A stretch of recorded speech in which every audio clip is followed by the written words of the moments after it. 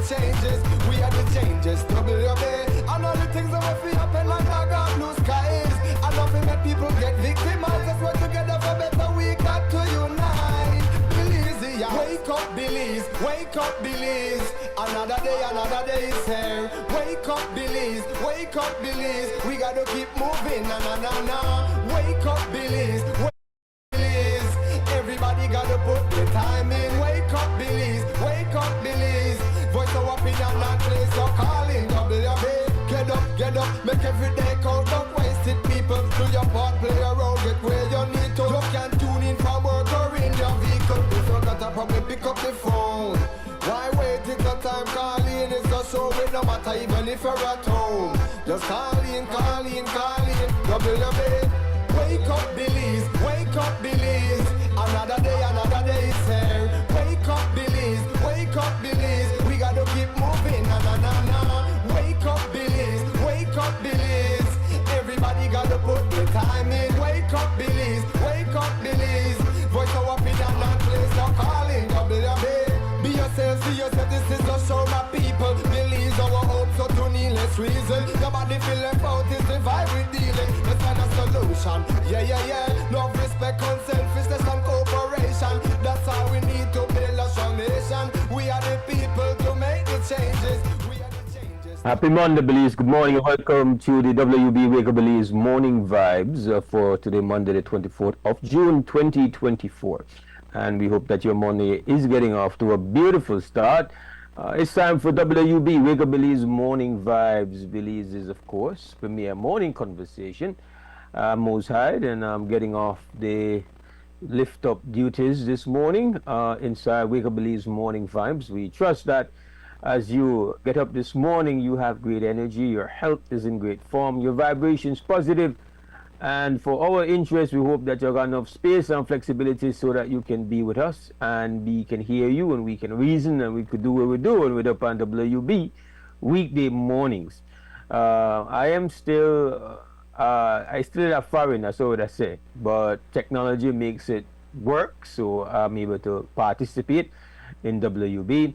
Sister Katie is under the weather this morning, so she will not be joining us, but we have in her place Sister YaYa. She will be linking up when we are finished with the morning duties. The morning duties, the preliminaries, the warm-ups, well, that we've got lined up for you. We've got your morning newscast, so you can know what's going on. But where we're going to start, as we usually start, we've got your weather forecast. So we want to welcome everybody that's listening to Creme Radio, watching XTV, joining us on social media, whether it's on YouTube, XTV Belize, or you've linked on Facebook, or you're getting us via simulcast coverage or via our apps. It's great to have you on board. Right now, we turn to forecaster Derek Verdun to tell us what kind of weather we can expect over the next 24 hours. Here goes the National Meteorological Service. Some showers and thunderstorms affected most areas last night, but especially central and southern coastal areas. Rainfall in that area totaled 2 to 5 inches. Relatively moist and unstable conditions will continue today and tonight.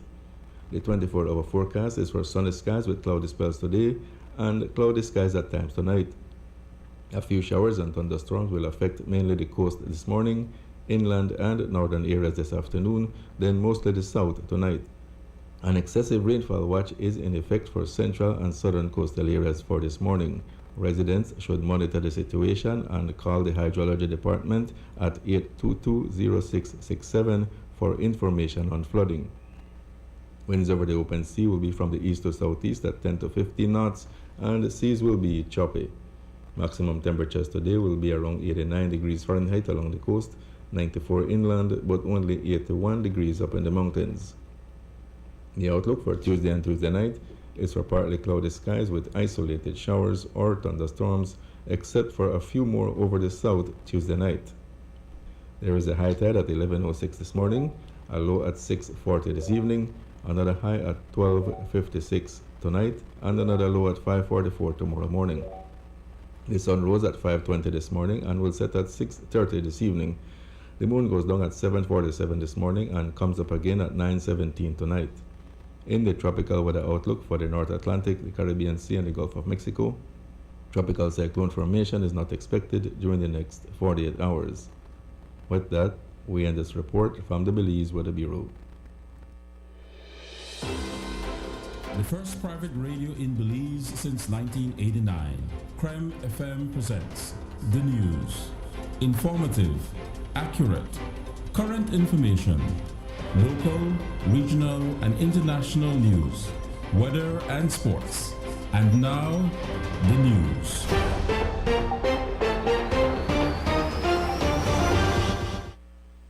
Making news this morning, the police station in Bowen Creek Village, Cayo, came under gunfire very early Sunday morning.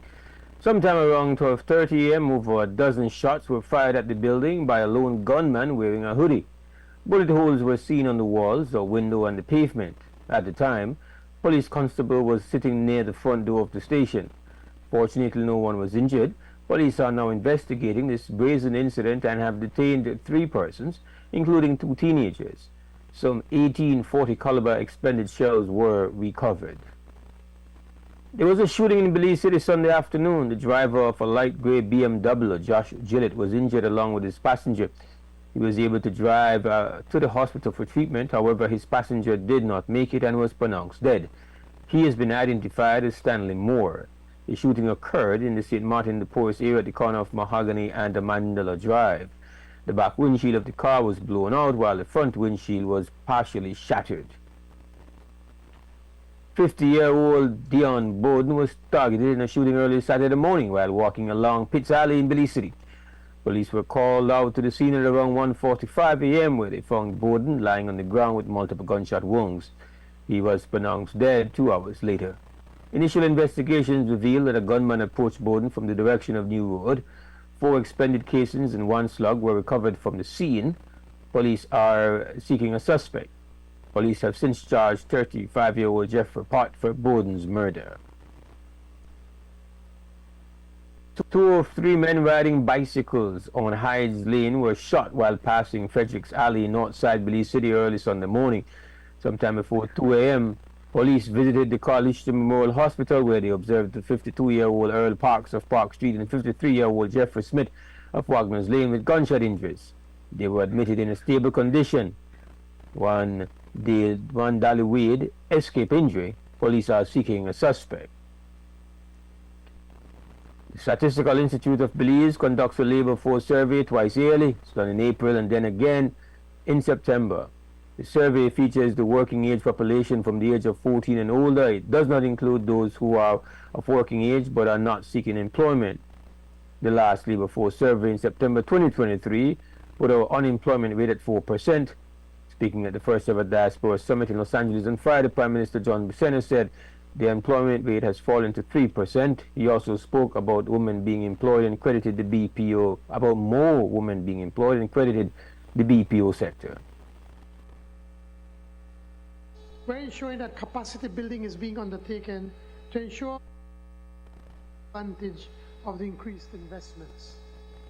As such, we can leverage our skills and human resources by further reducing the unemployment rate, which the latest figures of the first quarter of 2034, which we will be announcing shortly, is showing that unemployment in Belize is at its all-time low at 3%.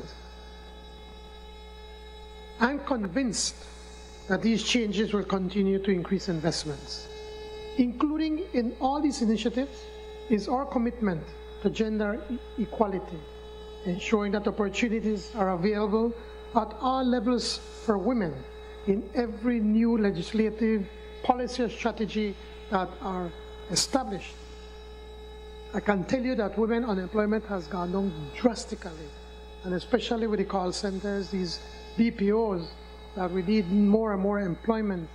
But one of the challenges that we're facing is that many instances women do not have access to daycare or affordable daycare. So that's the next step that we're working to see how we can provide some sort of affordable healthcare, daycare, so that more and more women could be a part of the workforce. Presently, we have over 40% of women that can work are not working. And can you imagine if we could harness that intelligence, harness that work ethic? Could you imagine what more we can do in Belize? The results of the April 2024 Labour Force Survey will be formally presented on Wednesday, June 26th.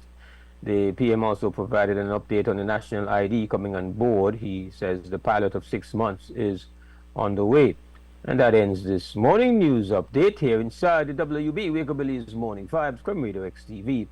We take ourselves a small break. When we come back on the other side, we're going to open up for conversation because that's just what we do. Weekday mornings, we get to reason. So, see you on the other side. Stick around. The first private radio in Belize since 1989. The news. Informative, accurate, current information, local, regional, and international news, weather and sports.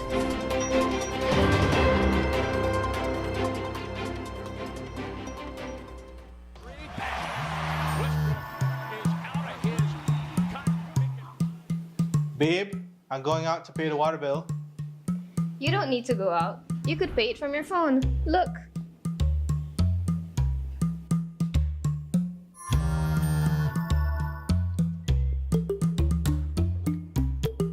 Babe, the credit card bill. I'll go pay it. You can also pay it with your phone.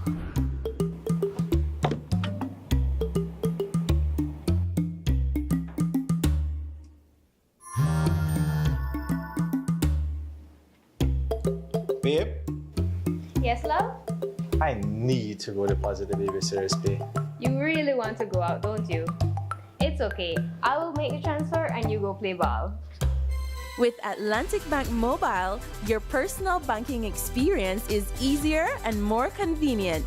Bank your way with any of our digital channels and save time for what matters most. Atlantic Bank, building the future together.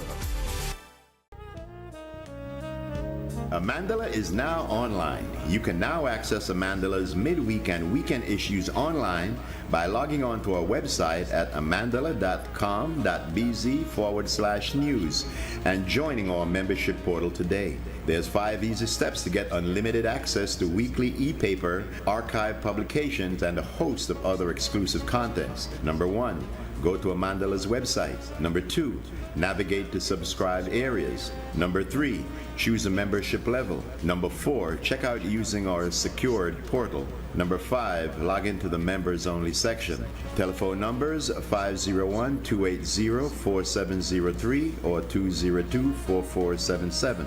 Fax us at 501-222-4702, or you could email at amandalapress@yahoo.com or amandalapress@gmail.com. Amandala, all power to the people.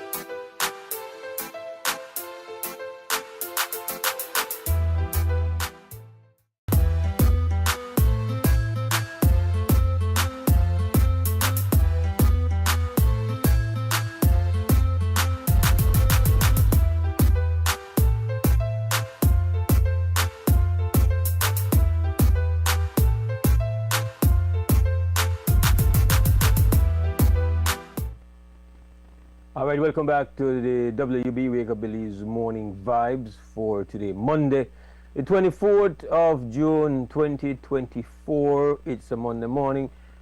If we look strange, well, it's because it's a strictly Zoom morning, which, you know, it's not our preferred thing, but this morning Zoom will have to do. I am still out of town, and they're foreign, no, Sister YaYa.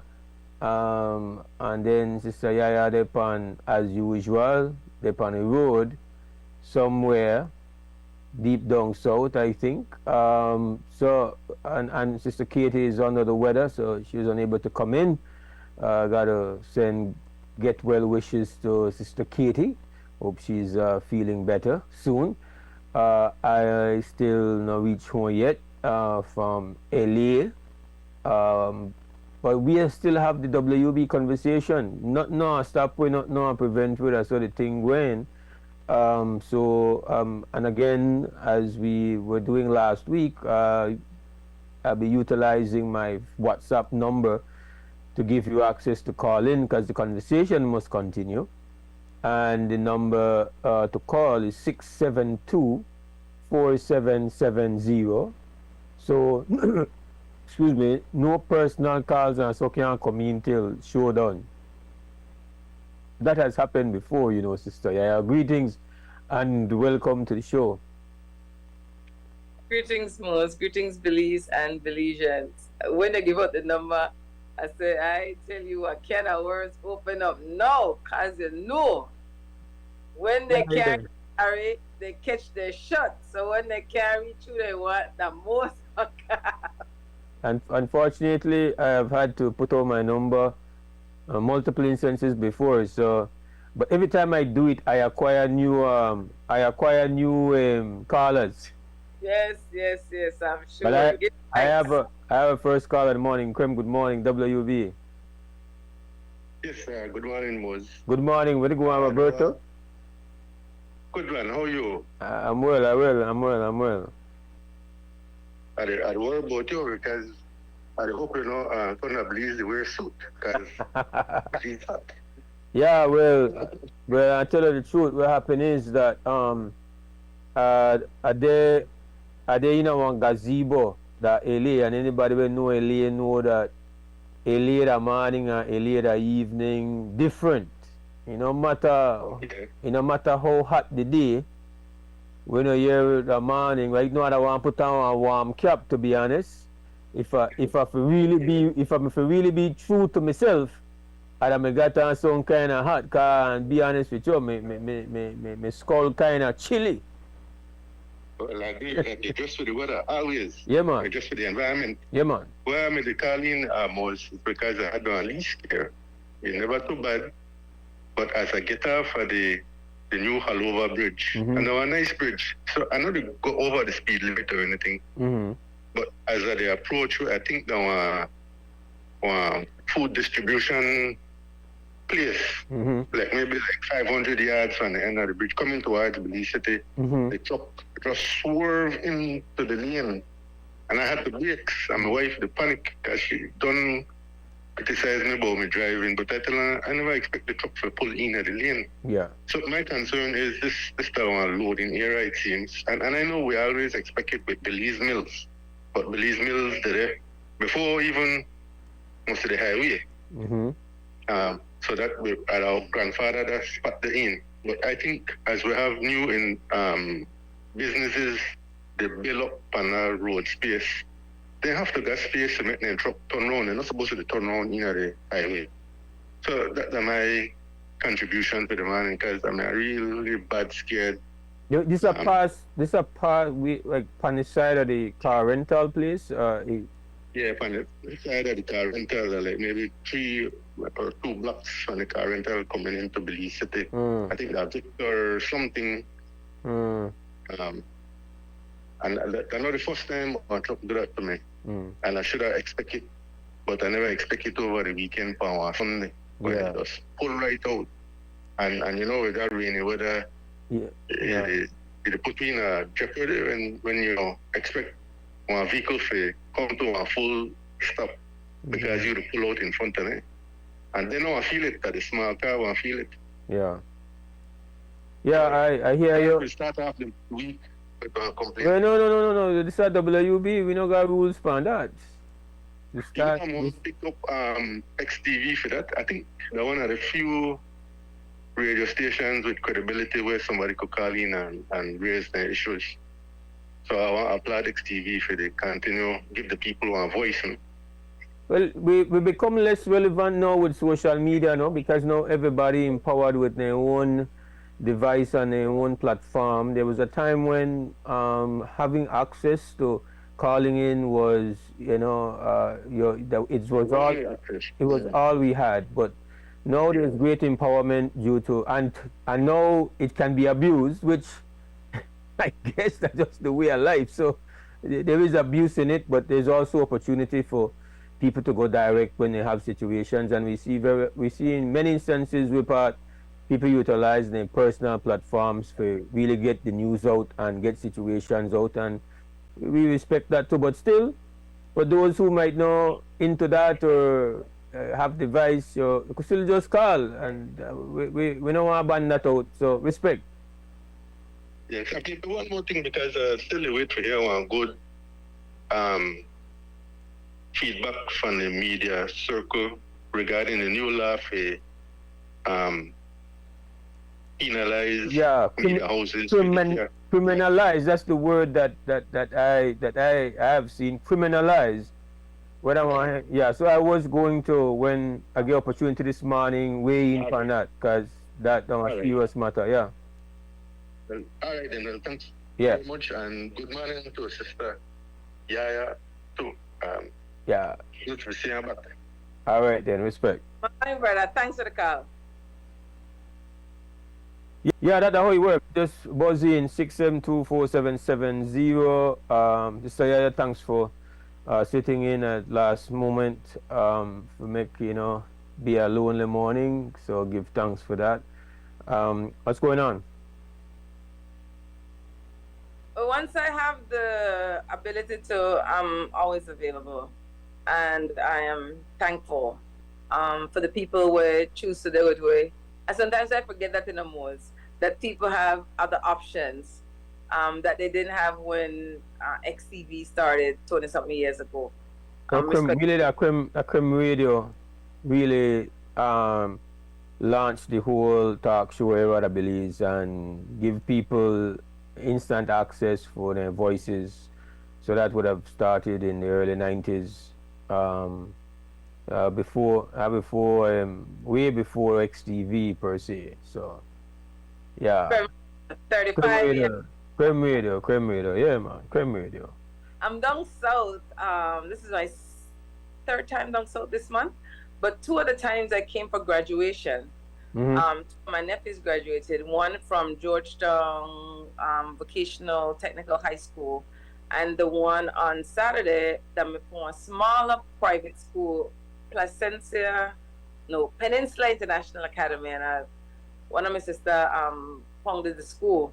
And it was different. What was distinctly different in both graduations, and I don't usually go to graduations, I find it quite boring, to be honest, is that the top students, like you said, the top 3, either 1 or 2, both at the high school or at this primary school level, somewhere in a speech, then talk to primarily their mother, and then talk to their mother in a Spanish, then give the speech in a English, but when then they recognize their mom, I think one of the top 3 from Georgetown was from Bella Vista, and when she spoke to her mom, she spoke in Spanish. And even at Peninsula International Academy, one of the top 3 students is from Honduras. So when she spoke to her mother, she spoke to her in Spanish, and that was distinctly different for me, going to graduations that I haven't been to in years. Have you had that experience before, Mose?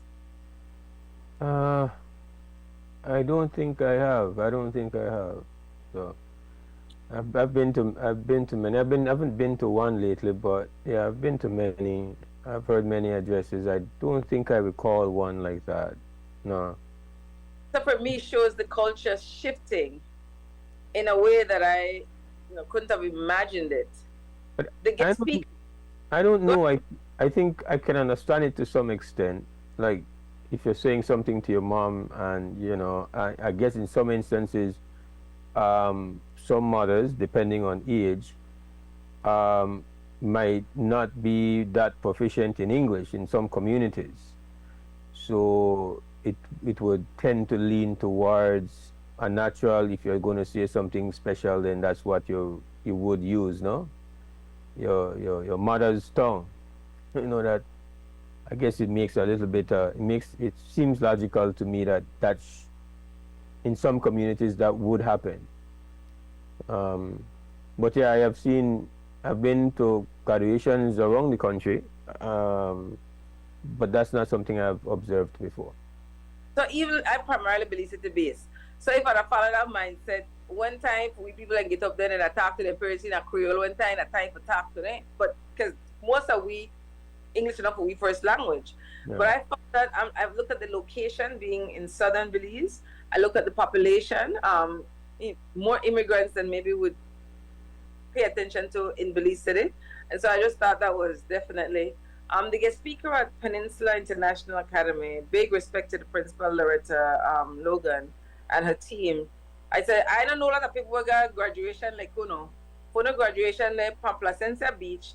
Afterwards, the children can be run and jump in at the ocean or the sea, and then jump in at the pool, then got fireworks, then got full moon, then got star. I'm like, for no graduation now. And it's a small graduating class, only 7 students. It's a small school, but I really think it's a model that should be followed. The students are next, like, this are the 6 students. I'm curious. I've been watching you for a long time with this fan on your show. Now you're bringing the fan on WUB. And I'm curious, right? I get it that you want to remain cool, but why not just come on regular fun though? I have one regular fun. I tell people, when they got you menopause, they want total different experience. They're like, no fun can they? And so because I'm very conscious and I want to look like at a run every time, they look silky and sweaty. I keep the fan on, then so I have to be aware the song of the fan could impact the conversation. Okay. And so that my manual fan with me because I don't want to start this with but that's a good observation. Okay. But yeah, so one of the things that I find interesting, the guest speaker was the principal of Independence High School. I chat with her shortly afterwards, but this is how it get me. He said for the second time in Independence High School history, they had 100% graduation rate. Respect to that. Yeah, I know usually. Actually, I ask him what that mean because I don't know if that may mean all the fourth formers will start fourth form graduated, or if that mean everybody will start first form to fourth form graduated, because I never sure what you mean. You know what you mean? No, I don't know what you mean. If I should choose one, I would have said the former, that in way you mean that everybody will mean a fourth form graduate. Yeah. I think it would be a very impressive thing for everybody to start first form, right, same time and graduate. I mean, not only just academically, but just the possibility that people change schools, people stop school. I don't know. That would be impressive, but I had a more lean towards that. It have to do with the fourth form, right, fourth form class. I want to just touch base on this proposed criminalization of the media when it comes to investigations that are being conducted by the police, which is a new thing that is being proposed. And for me, every time something come where I never hear nobody the ball for, I mean, I hear things that people ask about, but I never hear what part there was anybody ever call the show to say, or I have ever listened to a show when anybody call and say that they don't like how with this matter of what is being shown in the media and disclosure of this and disclosure of that, and that they impact criminal investigations. What I have heard and what I have said is that the police themselves including the Commissioner of Police, many instances in press briefings and in informal, no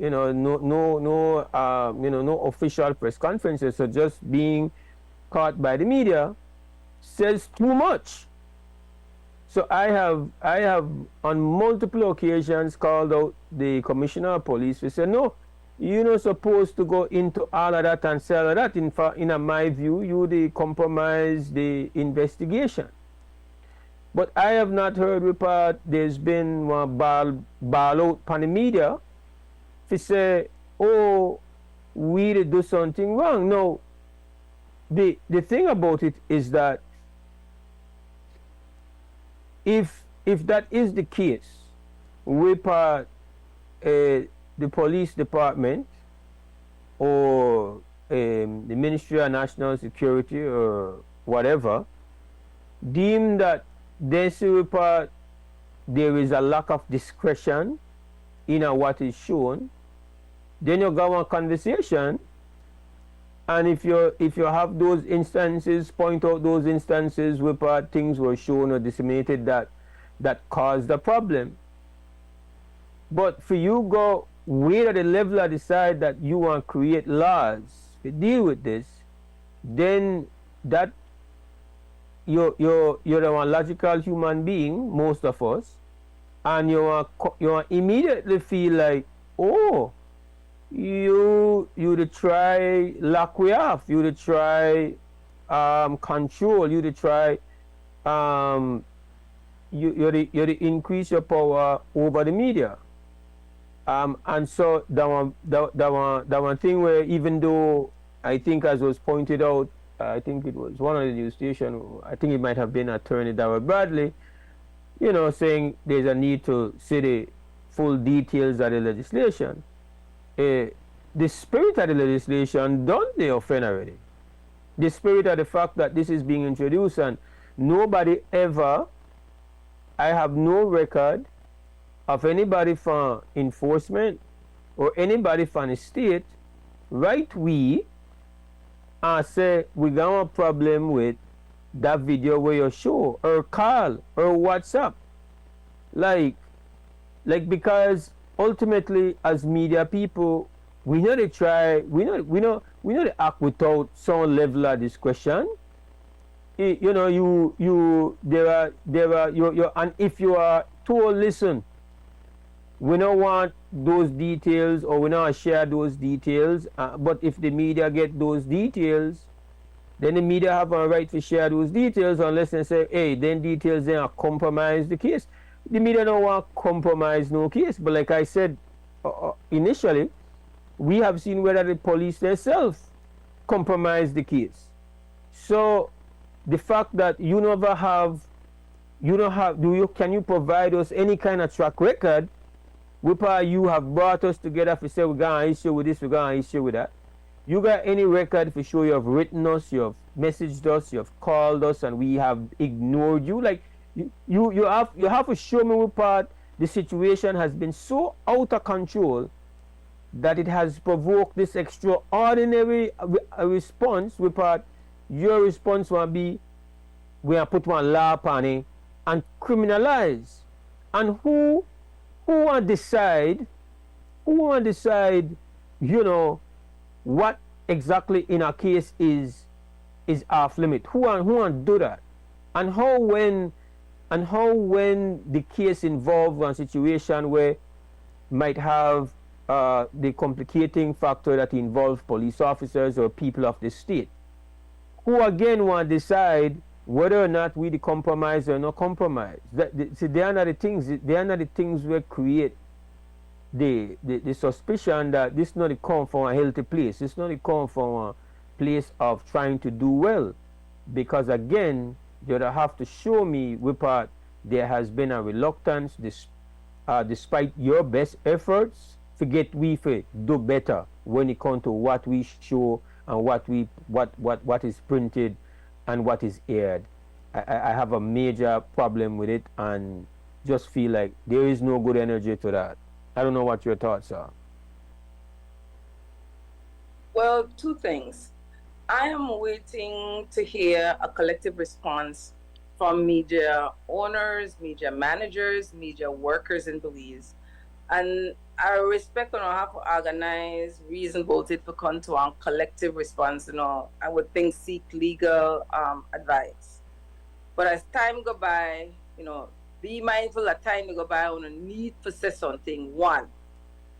Two, if we, the public, allow the freedom of the press to get stifled like this, that the beginning at the end, because then could go anytime they want and make a law and change it to anything, well, when they start, we low it. And I really think it needs more international attention. This is absolutely unacceptable, that one human rights violation. I mean, like listeners and viewers of the stream, you know what this mean? Mose, I feel you are doing a better job than me in explaining what it mean if we allow this to happen. Well, I'm explaining it to you, sister. Just I give you an example. Like you have legitimate cases, right? You have an investigation, and you want to withhold information. Let's say I've seen it abroad. The police department, federal agents, whatever. I want to say we don't want to comment on that because they're trying to preserve the investigation and the integrity of the investigation. Because might not want a suspect know certain things. That's strategic, and anybody when made a plausible argument and plausible explanation want cooperate in an instant like that without the need for have one law.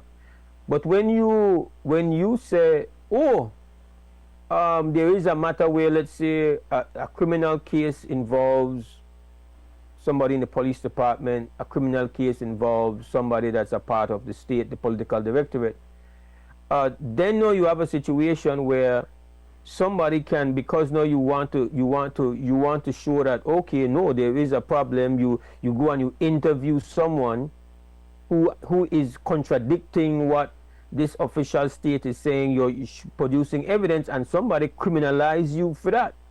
So it means that you have a law in the book that gives the state the opportunity to muzzle you, to restrict you, and to actually hold you criminally responsible for sharing information that in some instances, and we have seen those times in the past, when without sharing that information, you will not have a situation be addressed fairly or justly, or if something goes tremendously wrong. So I think you mentioned, I don't know if there's going to be a joint announcement by media management, administrators / owners, whatever. We do have a group, and we do from time to time will message in there and give a vibe of where we feel to go on with certain things. Like, for example, we were arbitrarily given higher PUC bills, everybody, radio, TV. We were being taxed just tapa and tax where we don't pay for broadcasts, pan frequencies and pan channels. In some instances, for example, you talk about, say for example with Creme Radio, he gone from like $1,000 annually to almost $8,000 annually. So that's a significant situation, and so we would take a collective position, and we took a collective position within a group. I say, well, unless you come to we and reason with we are not going to pay that. So there is that. We do have that mechanism, and we have taken such positions. But I think that we are all individually as media, what we do have is the opportunity for put our positions immediately to the public. So I imagine that, if there are other media houses, and I can sense that, I think there might have been a couple of comments already in the group saying, yo, this liar no smell right. So I think individually we are to push back, but I think it's in its preliminary stage because we don't know, we don't got all the details of what the legislation is proposing, but just the essence of it so far, no smell good, no look good, and I have chosen this morning to put that out there that, you know, I smell it, I not smell right to me, so I just want to say, why not smell right? I can't, I not deal with that, because I'm saying here that if the argument is that would they try protect investigations, then you have to start at home, and very often we want to hear all kind of details about suspects, all kind of details. They try the case and they give judgment on the case even before the case even hold on to the suspect. We see that happen right before our very eyes. So again, I just said this is my first step with the ring on alarm to say that legislation they were with the yearboard when they said they want to try to deal with criminalizing the dissemination of information where they were involved cases. From day one, that no smell right, that no pass the smell test, and you know we feel like this to come from no good place. Speaking for myself, and I'm speaking for myself, I've not had a conversation with the persons who really and truly will be affected the most, meaning our news editors. You know, I've not spoken to the editor of the Amandala. I have not spoken to our news editor at XTV Crime Radio. I am speaking in the capacity of director at XTV, that me look upon that and hear about that, not feel right about that, and put that out to the public. That is send off alarm bells to me. That's my position. And Mose, I would say, my lens, one of the biggest violator that it compelled. That the first time I believe we ever called Paul was trained as an attorney, and my position is that because in the attorney, I feel like you just want to flex as well, be the attorney. So oftentimes I'm like, shut up your mouth, the way you to say all of that for? Because I don't know when you get to use the attorney skills, but I think like that he needs to get muscle.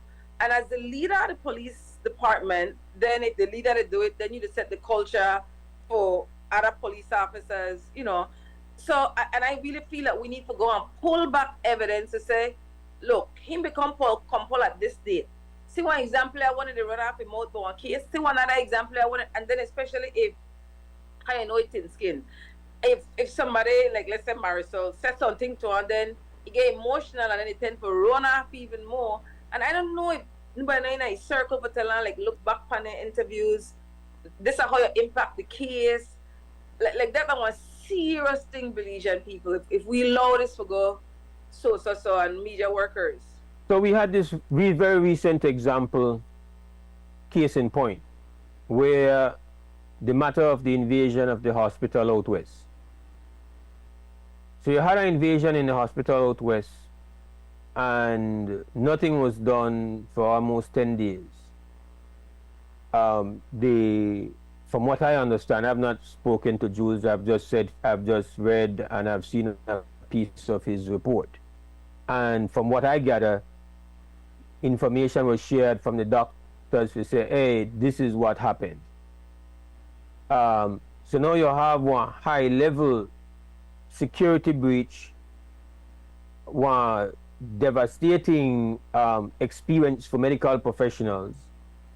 And if it were not for the fact that a media house, in this case Channel 7, immediately puts that out, all the required details of that story, you know, gets it out into the public domain, we would not even be conscious of what took place. And in its aftermath, we even have one case where the police commissioner himself concedes that he never knew about it till he see the report in the media.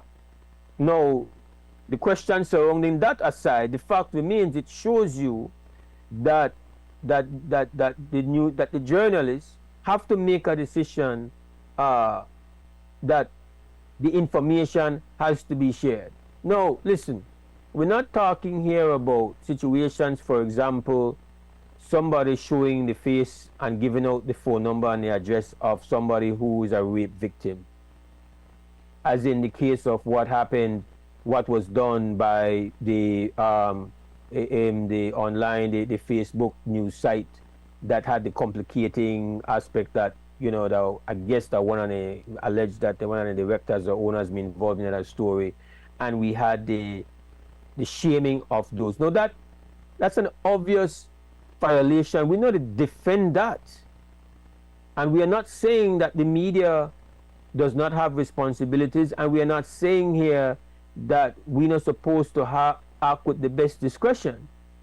But these news houses and these news editors who do this are all very cognizant of that, and you would never have seen such a thing on any other major networks. You would not have seen it. There is internal discretion mechanisms where you know nobody know to do this for violate, for disrespect, or for compromise anything. There's a weighing of the importance of sharing information with the public, and in the majority of instances, what they shared is being done in a way that passes all requirements of being discreet, of being professionals, and even if that means that, you know, some actor, operator, or part of the state is uncomfortable with where they get shared. The fact is that you can't create a situation where part you to try and make somebody feel, I'm not sure if I could show this because I might end up get charged with a crime. You can't do that. You could point out, or you could say, listen, that where you show me wrong on this, and where we do that create one natural self-improving culture. Because I do my work where journalists want know better than police, they know it better than politicians. And when there's an instance where a particular story video is shown, or details is shown, or an interview is done, and you could make a point to a journalist that doing that cause problems, and what are the problem it cause. I don't know a single journalist where, no, if you can articulate one position will make sense to a journalist, then you're not going along with it. If you can articulate a position that the interest of the public has not been served because the information was shared, and the media in Belize, you've said it, we are considered, we are not, I mean, nobody is here saying that we are the best at this in the world, but I can tell you that the media in Belize is still extremely relevant. The media in Belize is still extremely active. You have legitimate actors in that space that do work every day. They make big decisions every day. Cable one and do professional people, where with limited resources, they make a difference. Again, room to improve, yes, lot of room to improve. You are always calling and say, hey, media people, press them more. This law to try and make sure that they can't press them more. Legislating the fact of putting you in your place.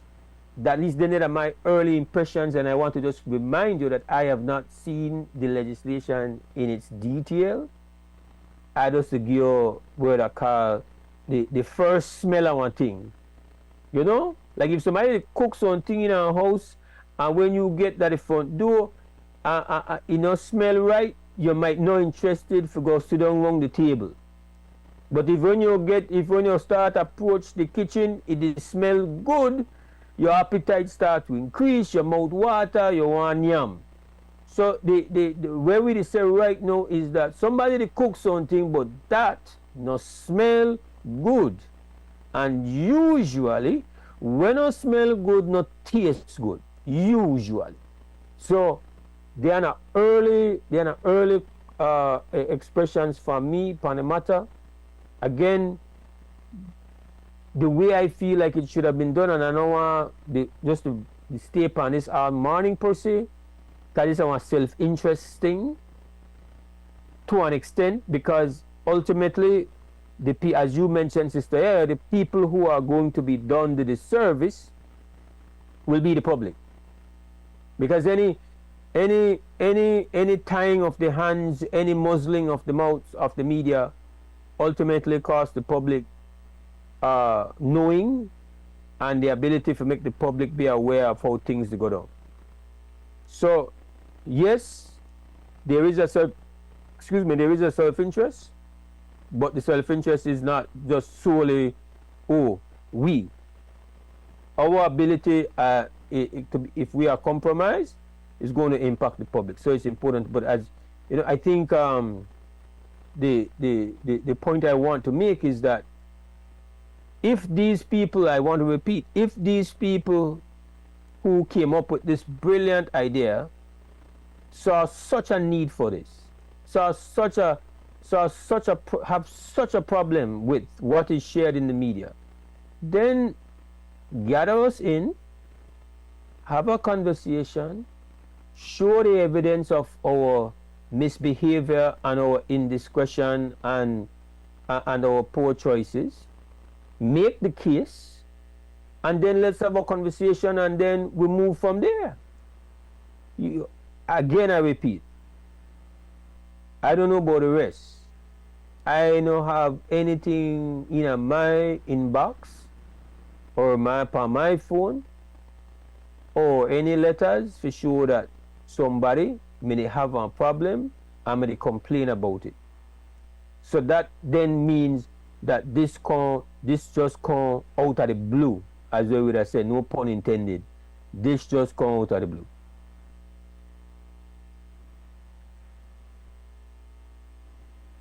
I know the hear. I find your expression fair.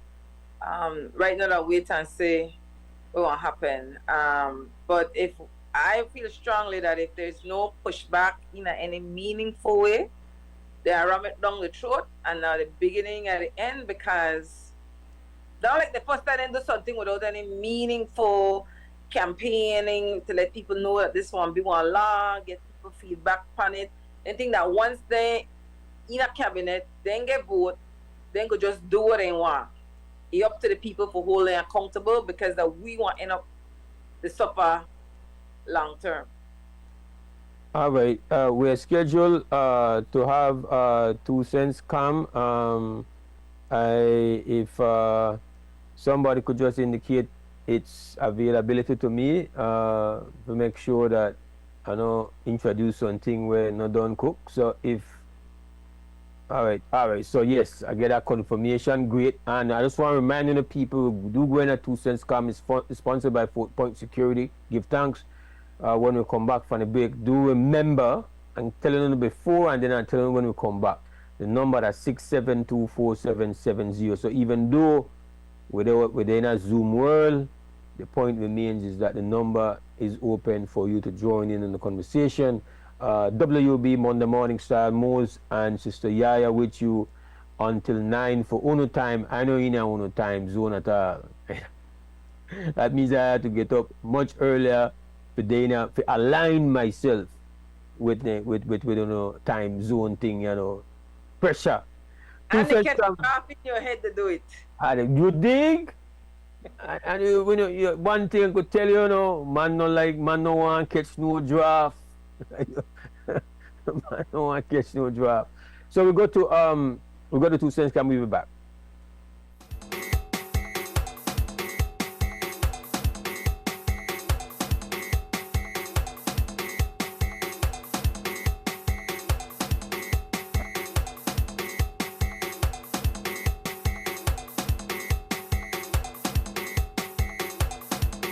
Whether you're 2 cents there, pan the price there, pan the thing when it's still in the shop. Okay. It kind of high because I sell brother bun. Every week for make I survive. So it kind of high, so it kind of punish me for make I could feed my family. But I still fight it though. And that your 2 cents? That's my 2 cents for the morning. All right. What are your 2 cents on the price on goods in a shop? How you feel about I think the merchants and just to rip off the poor people in from more than where they could. Because I'm certain that then things the government could just drop the taxes on some of these things when they import. But people need for use in their family. It's ridiculous. And that your 2 cents? Yeah.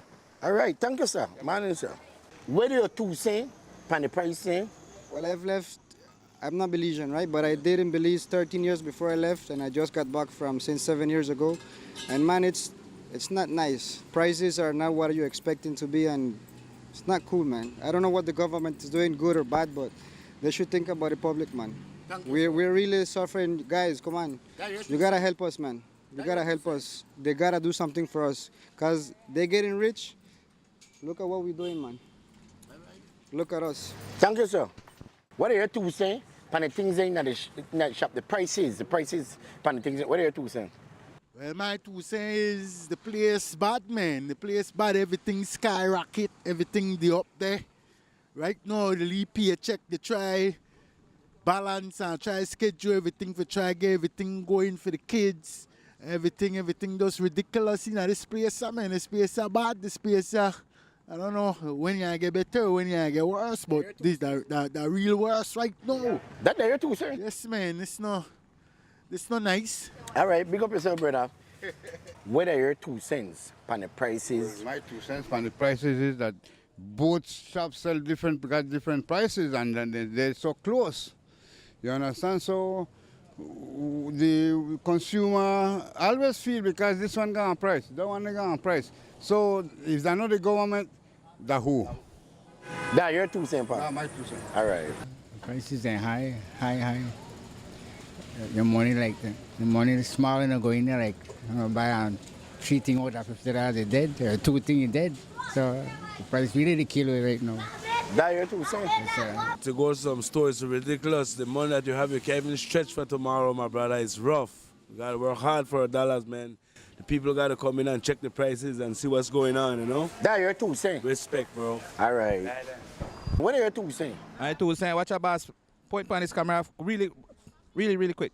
Before I used to coin so I spend only $175 right now. Everything gone through the roof, boss. Right there, so I had to spend $400 thanks to the Almighty Father, because I know I said they politicians, right? All of them corrupted, blue and red. I don't care about them, right? But listen to me, boss. I still got to give my family, you know, but I don't think only about me, you know. I think about this with the police outside, right? And then, man, come on, man, you know.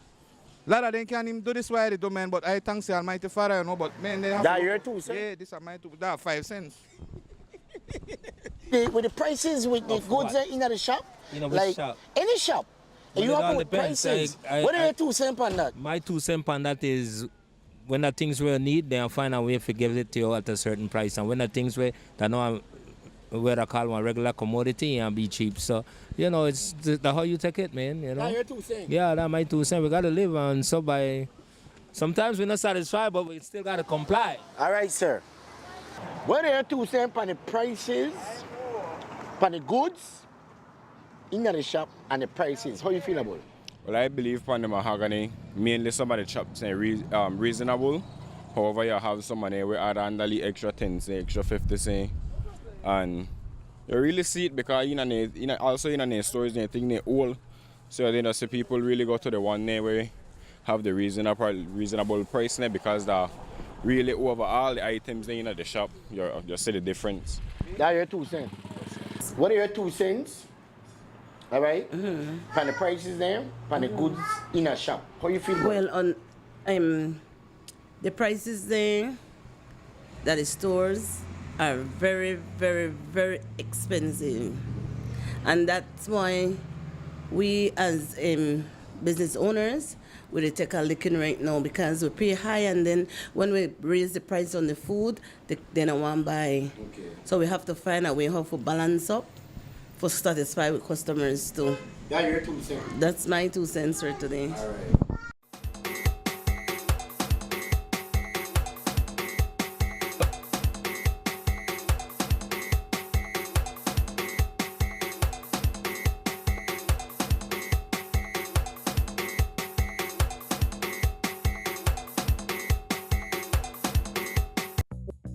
Brothers Abet is celebrating Super Handy Dads for the entire month of June with super handy deals that just can't be beaten. Give that super handy dad the perfect gift from our super selection, like 15% off all power tools and hand tools store-wide, 15% off track car batteries, 20% off Eureka Vats, 20% off Decon Matte Emulsion, and 25% off Valspar and Dutch Boy paints.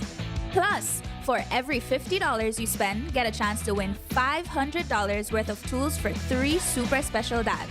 So give dad his best Father's Day gift yet from Brothers Abet. Come in or reach out to us today. Brothers Abet wishes all super handy dads a super happy Father's Day. This plan, I can't leave this plan. Smart Belize! Hey there, smart thinkers. We're turbocharging your mobile experience with Smart's powered up postpaid plans. Imagine a world where your data speeds flows faster than ever. Well, guess what? We've cranked up the dial and unleashed the postpaid power of Smart's lightning-fast LTE data on all our postpaid plans. That's right, no speed bumps, more data. It's like having a limitless highway of data speed at your fingertips. Whether you're a Lone Ranger with an individual plan or a squad rolling with a group plan, everyone gets to surf, stream, and share at enhanced, full, high-quality speed. Switch to Smart's powered-up postpaid plans today and ride the wave of postpaid power. Visit any Smart showroom or smart-bz.com for details and make your mobile experience smarter and faster. Smart, bringing people together. I know I can't leave this plan. I can't leave this plan.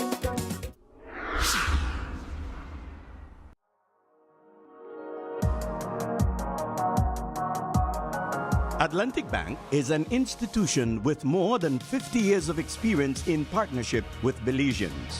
We have been lending to all industries.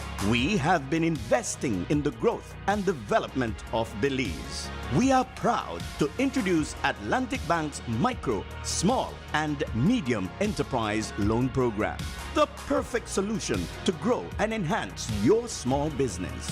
Let Atlantic Bank be your partner in making your small business dreams come true. Call us or visit any of our branches countrywide today to find out more about Atlantic Bank's micro, small, and medium enterprise loan program. We will talk you through your options and find the best financial fit for you and your business. Atlantic Bank, building the future together. Make light work lighter and quicker with switch technology from Axi Power Tools. Axi Switch technology breaks the bondage of power cords and grants you the luxury of freedom and precision. Switch one battery across all your Axi line power tools effortlessly, allowing for quick and efficient work. Cut the cords. Choose efficiency with Axi Switch technology. Only at Benny's. Quality and savings. The Office of the Prime Minister invites you to the National MSME Roadshow 2024. Join us for free workshops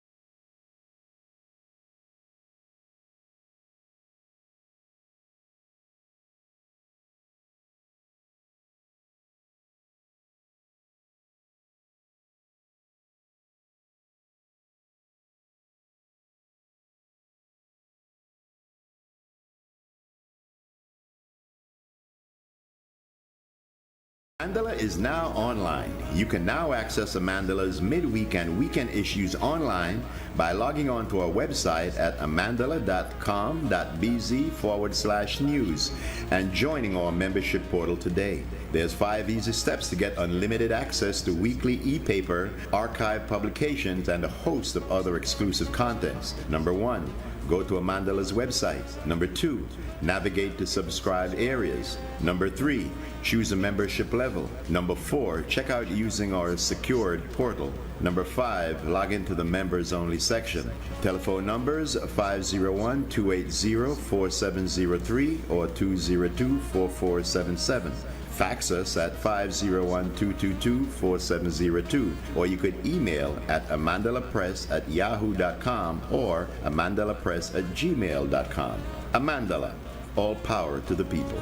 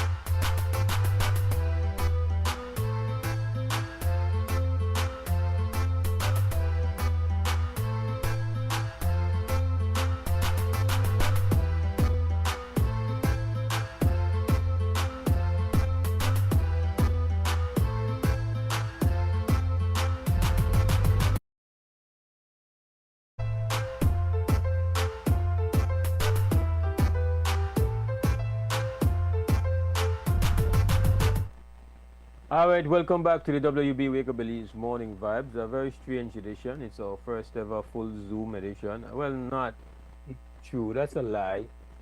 That's a complete lie. I'm sure we did multiple full Zooms during the pandemic. So, in fact, yeah. So, my bad. It's not a lie. It's just a blatant inaccuracy. But yeah, we are here Monday morning, June 24th, 2024. Sister YaYa is sitting in for Sister Katie, who is under the weather this morning. Hope she feels better soon. Sister Katie, who is already back in town. I am still out in Babylon next couple of days, so I want to zoom this WB for the next couple of days. You know how it going. But you could hear and you could see and so yeah, it's not ideal, but it works, and we do have a phone number for you to call, and that number is 672-4770. Those are the live links. Two things I know getting that people personal life and internal party politics things. Me no get none in two things. But this story with Mr. Willoughby is the oddest thing I have seen in politics, I believe. It's odd. I was completely surprised. I thought that it was just a kind of a joke that was being made in the news that he could potentially be disqualified from running because he got married to his opponent's daughter. I really thought that it was more sarcasm. I thought that they just going to make fun of him in a joke. I never knew that that seriously could happen, and that it would happen. And then it happened, because the report is that the brother has been disqualified from being a standard bearer by his party's national executive.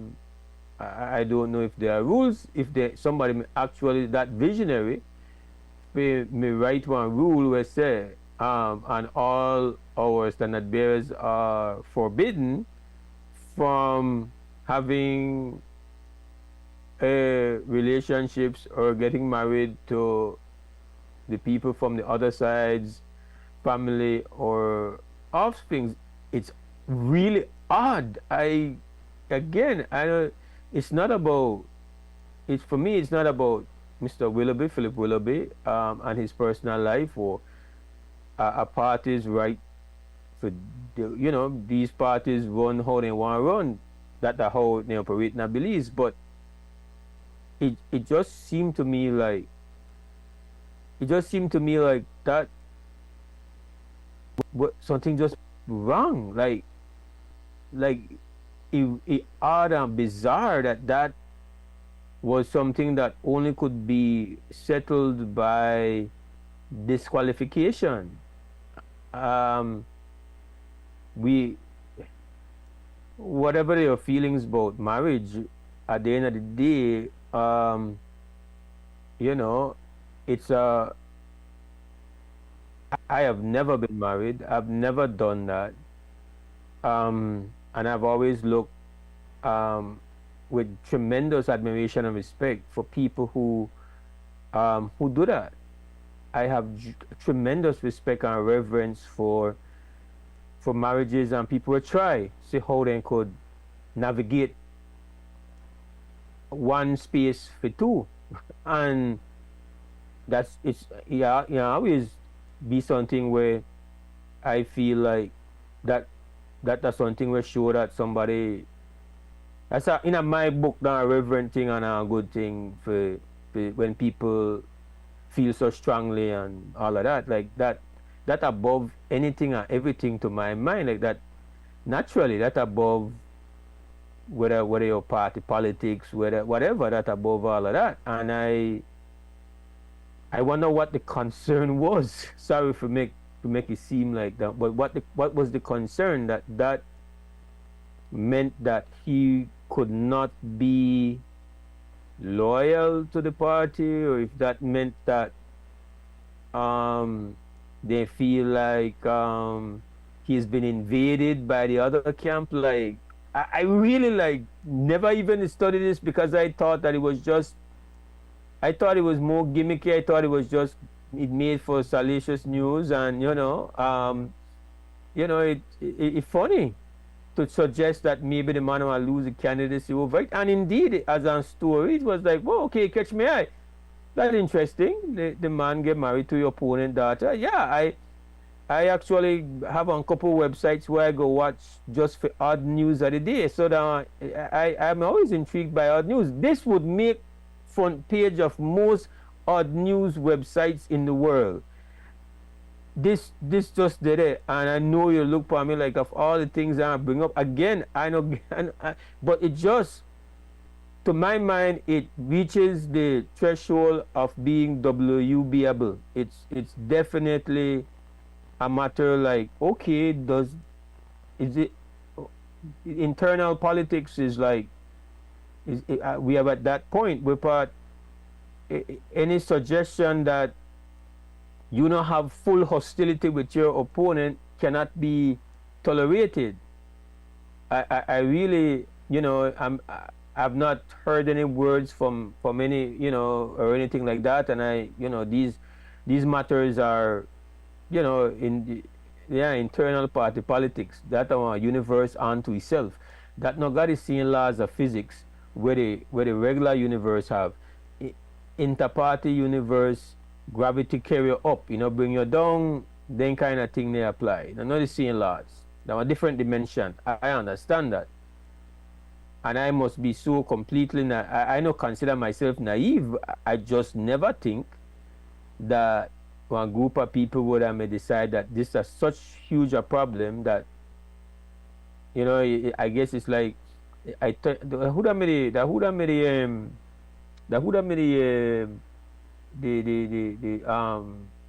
the person when me in line to become the king of England where decides he wants some divorcee from the states and give up the throne for it, like guy give up the throne, for love, okay, but I don't know if Mr. Willoughby intentionally thought he would be giving up his seat, but is at least his standard bearer position. But apparently for love, he's to some extent, he has been dethroned because of his love.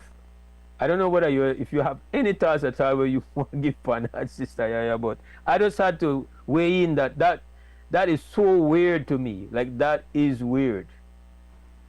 Well, give thanks you bring it up, because me never know what you talk about. But as I listen to you, I get a sense. And for me, everything is interrelated. And I think that you are here, I use the terminology that there's a collapse in leadership in this country, in every sphere. So similarly to the previous conversation where we had about the state wanting to pass a law to muzzle media houses, and somebody texts and say, ask the question that in some cases, the public not trust the media more than they trust the police department. I said to the person, now a valid question. But here we go again. You hear leadership, they make decisions where on the surface, not logical, question ethically, and as a human rights position. So the next thing is, make I say the policy or the law will give you the power or the right to do this. And then if we not stop then things from happening, or at least make it conversation on WB, they're like, what? Yeah. What did they talk? Like, I not say, like, you see the level of, I don't know if the under what I call them, the street people, organized street people behave in a way there. I don't know, call like the party politics above all right now. Yeah, I know again it's the no one space, and for me it's to be the part of the problem, but I know they have to try fix the way how these parties, the internal mechanisms of these parties. They are not, none of these parties work with any consistency internally, with any, so the control and the power, and we get that, like, that is just the way it is, like, the one rough internal space. And I don't know if it's different anywhere in the world, right? But I do know that we might be rare from the sense that our parties do not have to be regulated. They are not regulated. They are outside regulations. And that is something that the reform folks have been saying, that you cannot have that, they have to be registered, they have to be, these parties are to be audited. Like, you can't have these entities operating outside of what's required by any organization, like what an NGO, whether you're a fan of them or not, but an NGO has to submit itself to multiple layers of regulations and accountability. But the entities who both control the avenues that lead to complete control of the country, those organizations do not have to do that. They are outside of that, and they have acted outside of that space. And I really not got time or ever spent any time to deal with the irregular, unfair, unjust things that are the norm inside the parties and are an argument and quarrel. And so, like, me, Anybody that has ever watched WB may not get into that. I have not made political theater one topic where I spend any time on. But this one you just weird me out, like because of what it's suggesting, right?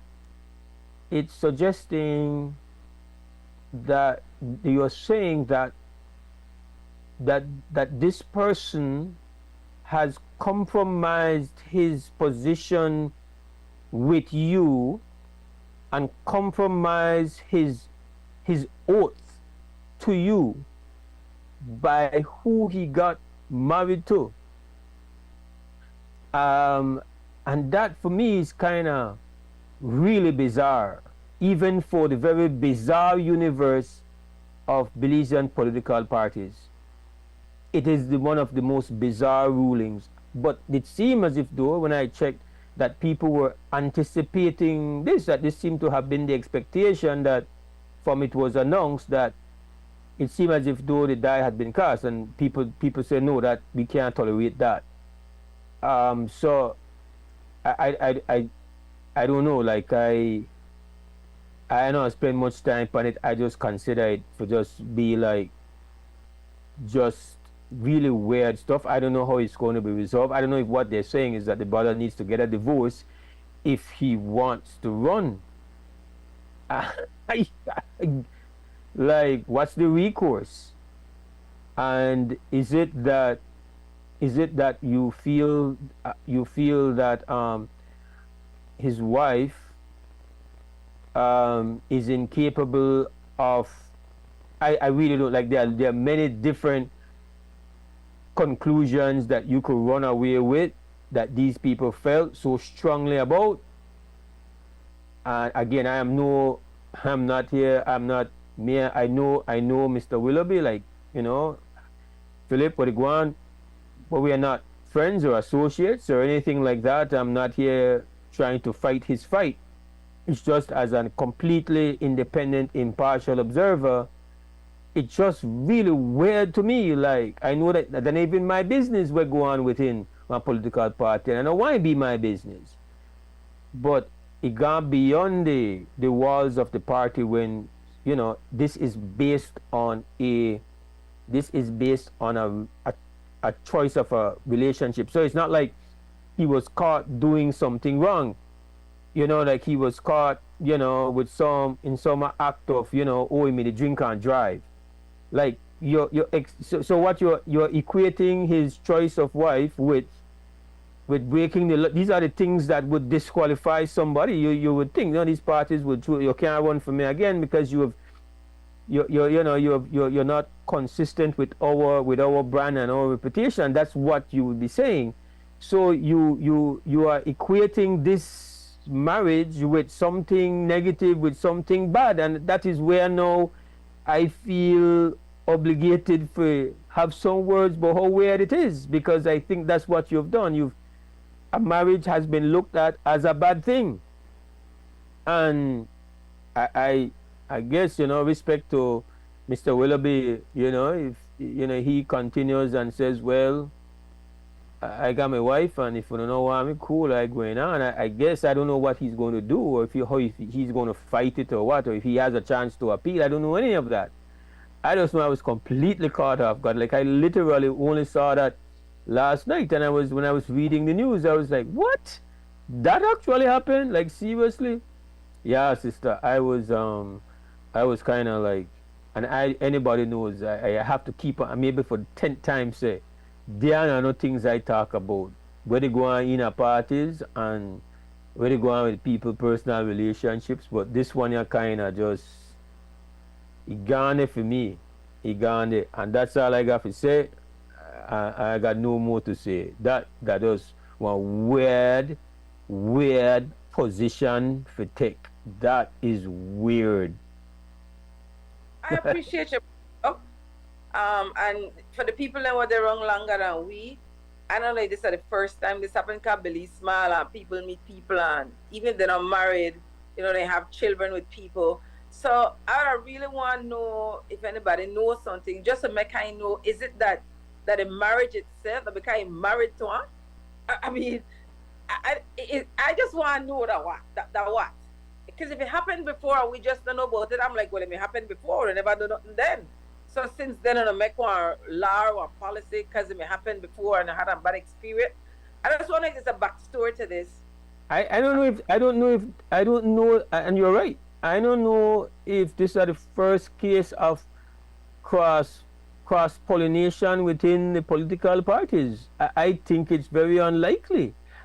I can't, because that's the way how power go, right? Power always they cross pollinate for strengthening their own situation. I don't know. I really don't think that I think at the highest level, you do have inter-party marriage love thing, cross pollination thing. I can't imagine what the constitution of the party has written that enables them to be consistent with that. Like, so what line was crossed? Fraternization with the enemy? Like, he didn't marry his opponent. He married his opponent's daughter, no? I really, we got a break, so yeah, so we could have one natural shift, come back and deal with heavier things. But that weird, like, to me, the people who make that decision weird and corny. I can't totally. And this, I really, it's a bad thing make laugh, right? That there's a concern about people policing people. Like, even your crutch life, they get policed now. like seriously. I mean, and the police were more as media work. Like, would it take bad thing make laugh? But listen, I think that anywhere in the world, this would be headline news. You listen, whether for better or worse, good or bad, right? To become a sitting standard bearer is not very often for those who aspire to political power, right? That's not me or you, but for people where that any aspiration for get into party politics, to become a sitting standard bearer, you have 31 constituencies, which means that you have 62 standard bearer positions between the two parties if we don't include the independent parties.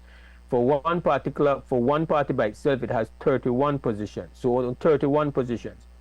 Generally, you are not going to be able to get into an area that you are not from. So you're not a Belize City base and end up become a standard bearer out west or down south or up north. That's not how it works. So you're kind of restricted to region. Then you have to figure out, and you figure out how you want to go and win one. And I think that from what I remember, he won a convention. So you have to figure out how to win a convention. You may have to put in work for winning a convention. You have to spend money for winning a convention. Then you have to be able to quote support of the people who are in the ranks of that party for winning a convention. So you don't invest. You invest heavily by the time you actually become a standard bearer. And even if you were just handpicked, you may have to spend years to be licky to make somebody feel like you loyal enough to get placed in a position. You invest no matter what. You get that position, and then somebody could just say, disqualify you. And understandably, if it is you have done a wrong, they catch you with an illegal firearm, you rape somebody, you knock down somebody drinking and driving, they catch you with 2 kilos of cocaine, you could say, well, yeah, you forfeit your run. No, what was his cardinal sin against the party? He married the opponent wife. That was stand out in a history going forward. You know, like how you're an avid reader of our archives and always pick up on stories where stand out even 150 years afterward. that just one of the weirdest thing I see we do take a party politics. And I tell you, me to say that without one, I don't got fight there. Just I could go. I do understand that I am a believer that regularizing as much as people have very strong feelings about political parties. I think I'm a part of getting better performance out of governance and out of leaders. About also fixing the inconsistencies and the irregularities and the blatant randomness of internal party politics. Internal party politics historically has not been about anything regular or fair or just. They are not even regulated.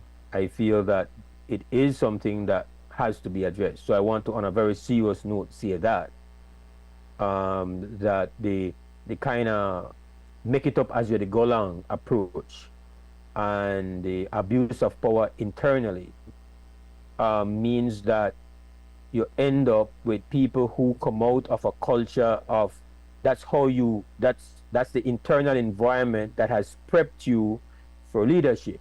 So when you become a leader, these are the tendencies you have, because that's the very internal structure of the vehicle that brought you to power.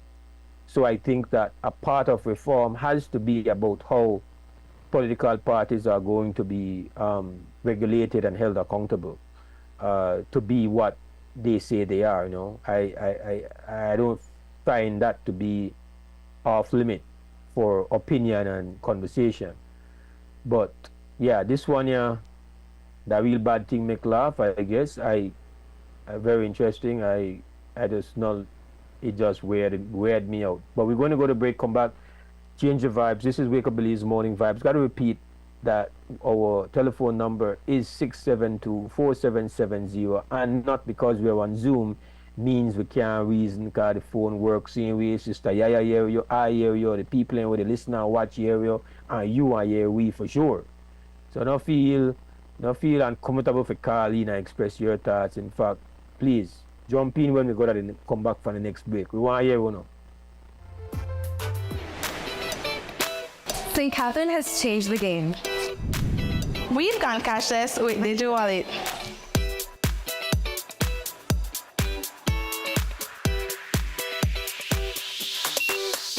Now grabbing a bite in the cafeteria is a whole new experience. Who needs cash? We just pay with DigiWallet. And all our accounts are linked directly to our ID cards. It's quick, safe, and super easy. Download and try DigiWallet today. Set trends. Keep it cashless with DigiWallet. Let us help you to empower your school with DigiWallet. Streamline payments, elevate efficiency. Power on with confidence. Design Depot brings you an attractive selection of GE appliances, including microwaves, washers, dryers, refrigerators, dishwashers, countertop appliances, and more. We understand the importance of appliances that not only endure, but also excel in performance. As your trusted GE USA authorized dealer, we stand for reliability and performance, ensuring that you can power on with confidence. Visit us today and power on with efficient, reliable, and energy-saving solutions with GE appliances from Design Depot. Design Depot, all in one place. Let's take a journey through the core functions of the Social Security Board. It all starts with registering as an insured person, employer, or self-employed individual. Sign up for a portal account to manage your Social Security information online. Just provide accurate information and click Create. This will give you access to a range of services and benefits. Next, your contribution, along with investments and other income, are collected and distributed into 3 funds. This ensures that the SSB fund is securely utilized to support various benefit programs. The SSB is committed to providing essential benefits such as sickness, maternity, injury, and pension. These benefits are paid out to eligible individuals as a part of the Social Security coverage. We help you navigate through life's challenges with financial security. Annual surplus accumulates to grow the fund each year. This surplus is invested into various industries, contributing to the growth and development of our nation. With each passing year, the fund continues to grow due to the annual surplus and interest revenue earned from prudent investments. This surplus, along with reserves, helps to bolster the SSB fund and provide a safety net for those in need. We've arrived at the end of our journey to better understanding how the SSB works. We remain committed to serving you and building a secure future for all Belizeans.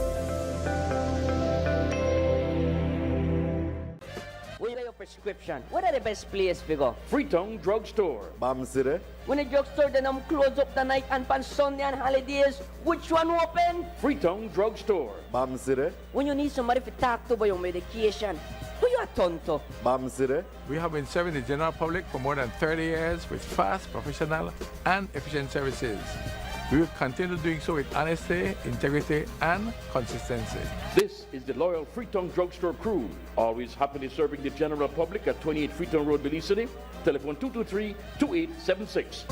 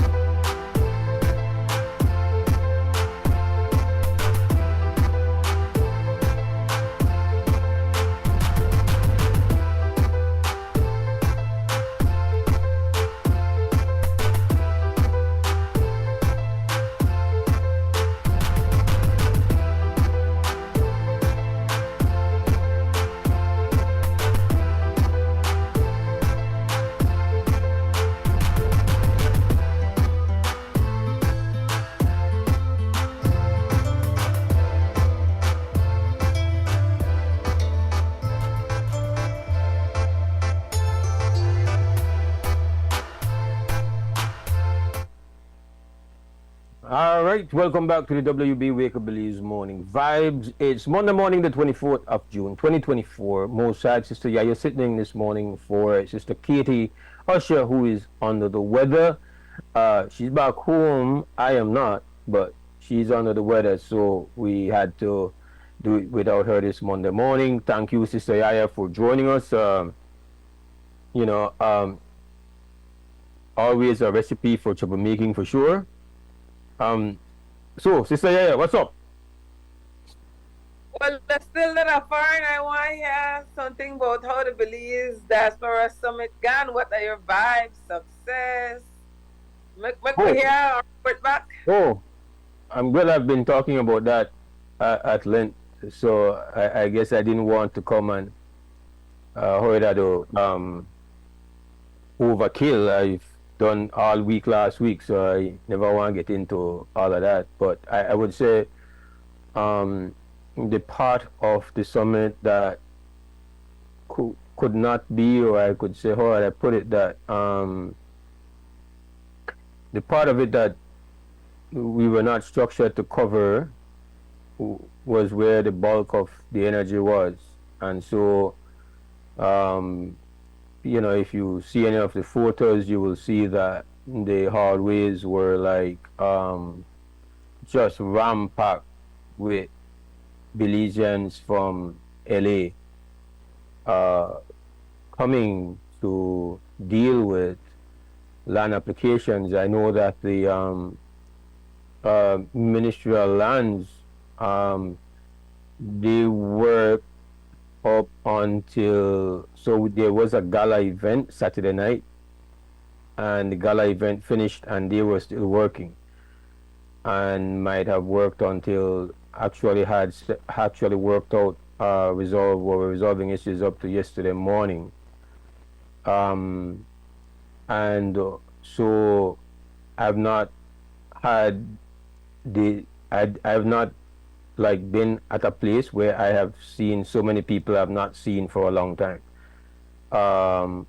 Over just and that's because I had to spend time doing the broadcast inside, so I'm sure I missed a number of people. But man, there was just a number of people, and one of the things that I feel is that especially when it comes to matters of immigration, I think maybe land might be a bit more of a complication, but I still feel like something can be done. I feel that there has to be an assessment of what the present capacity of the Consul General office is, especially in LA, because I don't feel that to resolve matters of Belizean passports, that it required once in a long time or a historic event to get an opportunity to resolve it. Like, there were people coming, like, yes, you understand that people would come to make land implications to resolve land issues. That's a no-brainer. I think I was surprised by the sheer number of people who were pressing for immigration things to be resolved. And so I feel like there has to be an evaluation of the capacity and the actual design of the office of the Consul General, which is kind of like it's like that person and that office is there to take care of whatever situations Belizeans have out here. And so and I know that they have been speaking to people. They said sometimes you might end up with a very active Consul General who is really involved, who really knows the community on the ground, and then there are times when that's not the case.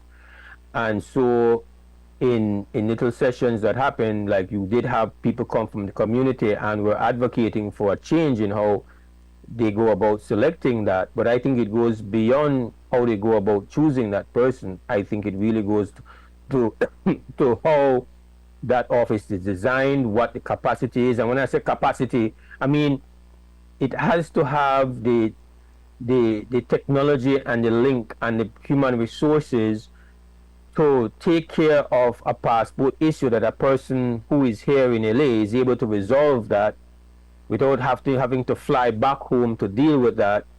It should in 2024 have the capacity to deal with those issues, to be structured in such a way that such matters can be dealt with.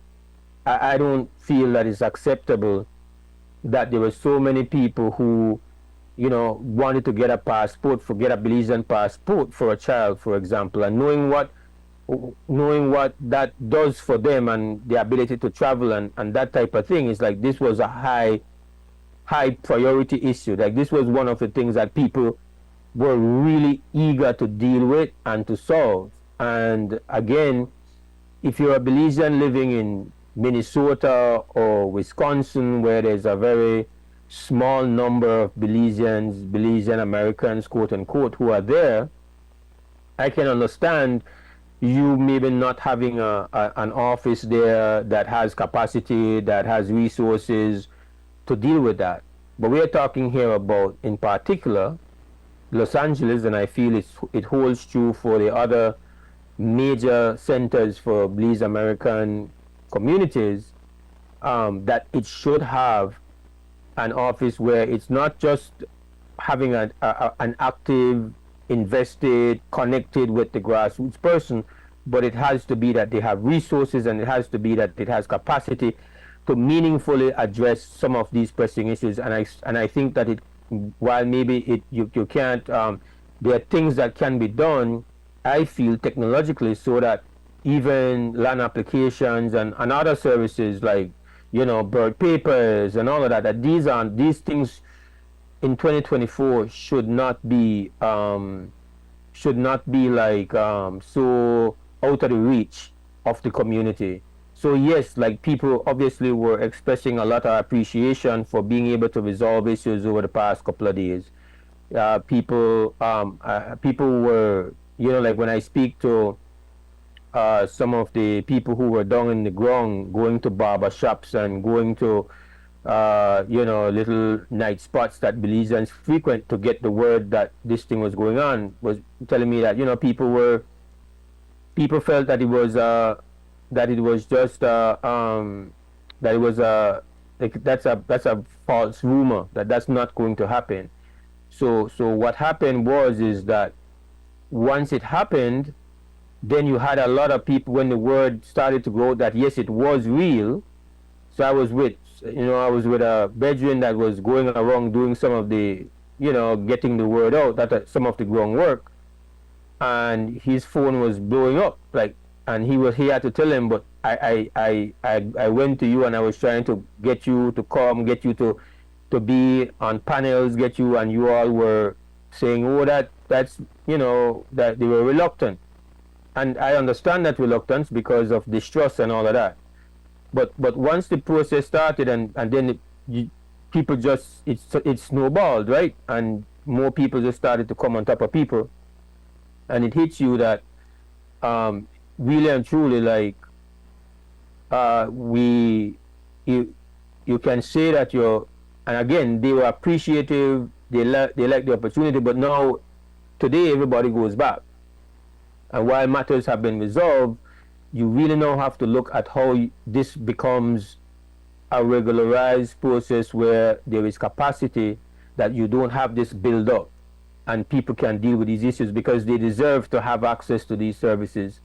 And I stand by that, and I feel that there has to be an evaluation of how this is done and how this is resourced, and to make sure that people don't have to have a special event to get this kind of processing to access these kinds of services, which are key for them. I never know I mean there this morning, but I intend for calling anyways, ask her where I just ask her, because Sister Katie and I think it was the Wednesday before the Thursday, and my concern, I find that when you live one experience, you couldn't even know that experience exists or can't connect with that experience.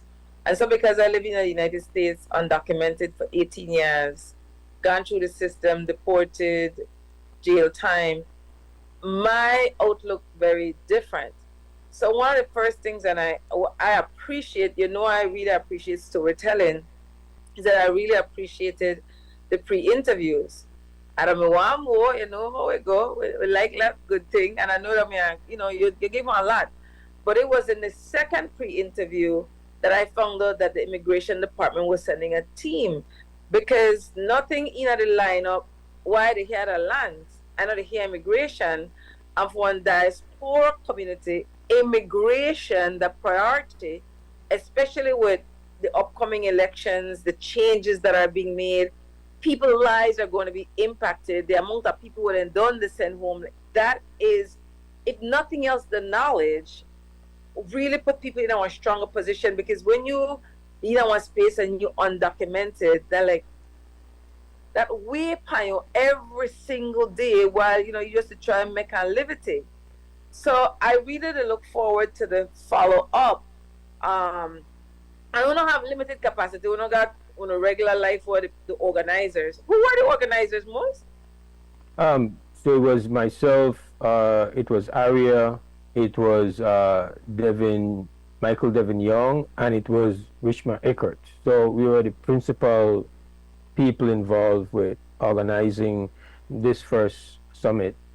Obviously, what has to happen is that there has to be an expansion of participation, but for the purpose of, getting the first one off the ground, and the amount of meetings that it took, I think it was better to start small and then to expand. But yeah, that's what we had, and all voluntary basis. It was all voluntary basis, and there's a lot of work that had to be done, a lot of things that had to be resolved, and a lot of lessons learned, I think. So there's a lot to look at and to go back to the drawing board. I know that there was a concern, and I think it's a fair concern. I feel like I was told that there has to be a component that emphasizes grassroots participation, and one of the things that happened was that, knowing that I had come on a previous trip to do exactly that, because I don't feel like you can get grassroots participation using WhatsApp or Facebook. You have to be there on the ground. And so I had taken a trip maybe about 2 months ago, because there are some key individuals that I know that I wanted to sit down with and convince for them to come on board, and then for them to really start to get into the grassroots spaces. It's a thing that Brother Bilal and I had spoken about, and we feel very strongly about that you don't want it to just be some kind of academic / intellectual fest. And you really want to you need to get into the spaces where we know, the grassroots congregate. You need to go down to 48. You need to go down to the after dance with the Easy B. These are the places you need to be, and you need to do your convincing, do your engagement, and make people feel like, that special effort has been taken to try to do that. And I actually initially started that process, and then I fell sick.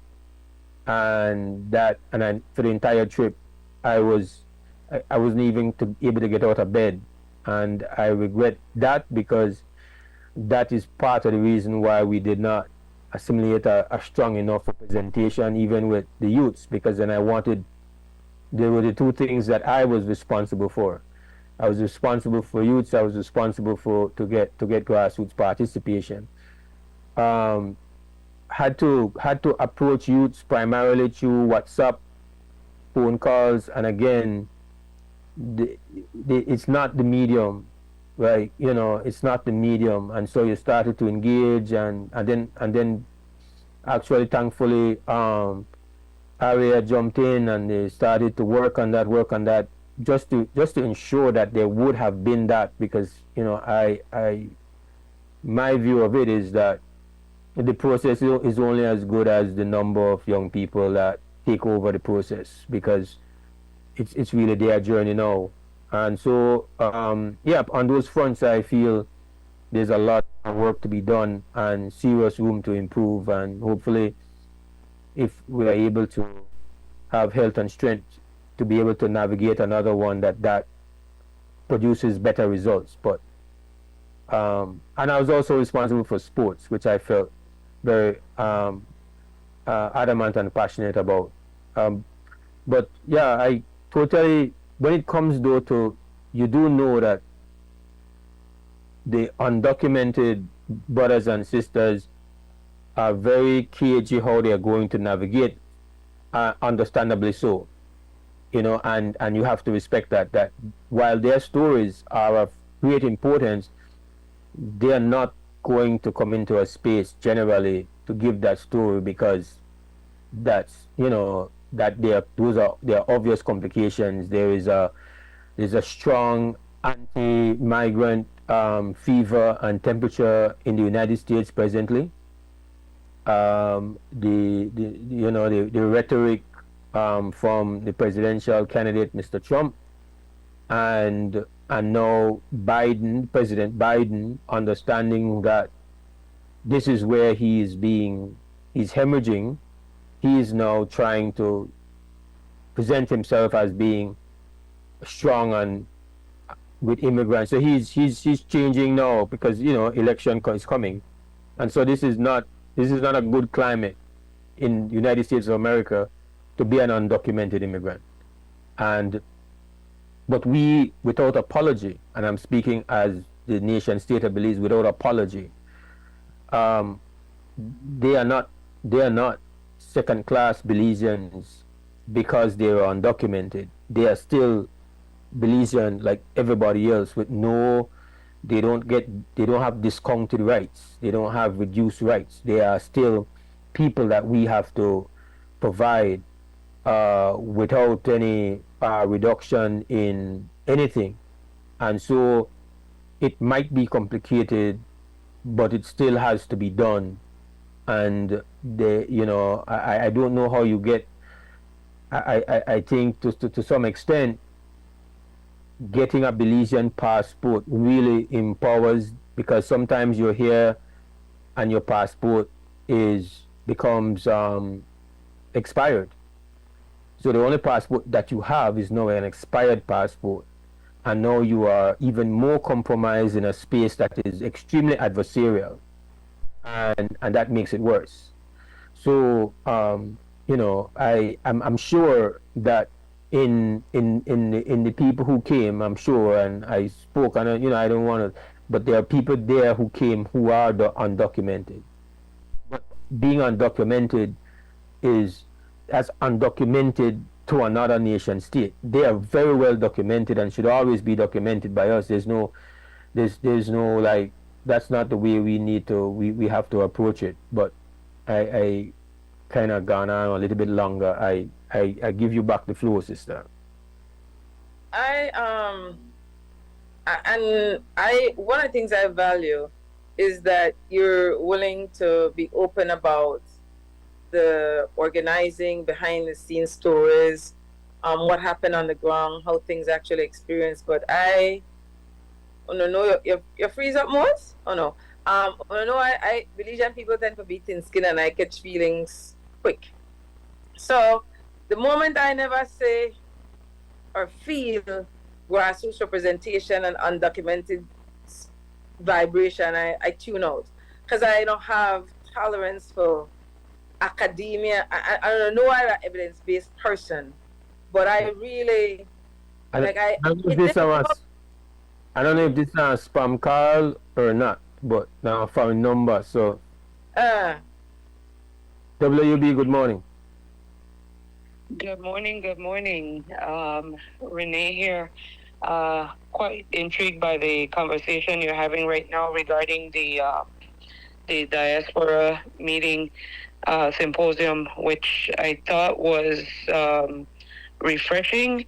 But yes, indeed, I thought quite a bit was missing, and I didn't catch much of it But yes, immigration is an important conversation to be, and I think it has to be a recurring conversation, simply because the reality of existence in America, and we tend to think the diaspora, we don't think of Belizeans living in other parts of the world. We think primarily America. Two important things. The other day, Biden passed signed two new laws. One that says immigrants married to an American who are undocumented will not face deportation. There is another one to stem the influx through the southern border. But still, there are issues. I think that people, the learned folks, need to break down regarding what, especially the one regarding immigrants married to Americans, because if your marriage is found to be fraudulent, it's still, as when you apply for status, you still have to present legal documents. In this case, your Belizean passport, what have you, your I-94. And so if you don't have those things in the first place, to show that you came in through some regular means, if you will, that presents an issue. So, I just called to say that, yes, that issue of immigration is highly important. For my concern is our communication with our government at home. That issue, again, needs to be addressed. Communication with any agency of government is a difficult one. But I'll stop there and I'll listen to your comments. Thank you so much. Give thanks for that contribution. I just want to say, YaYa, that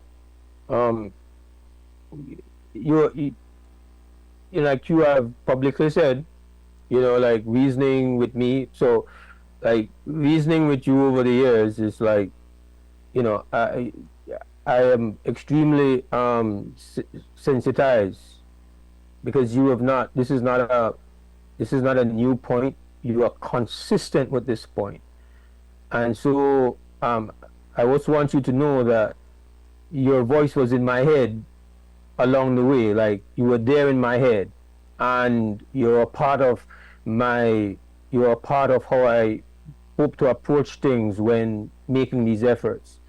And so I perfectly respect that, and accept. And again, it was not that it was that there was not a consciousness. It doesn't matter, because it's still, you have a right to hold us accountable for what actually happens or what did not happen. But as my sister, and I want to say that it was not indifference or that it was ignored or it didn't matter. Like, it was consciously a part of what I really was committed to try to do, but I was unsuccessful. I will take that and commit to doing better. There were certain things that happened, and it's not, as you know, very aware that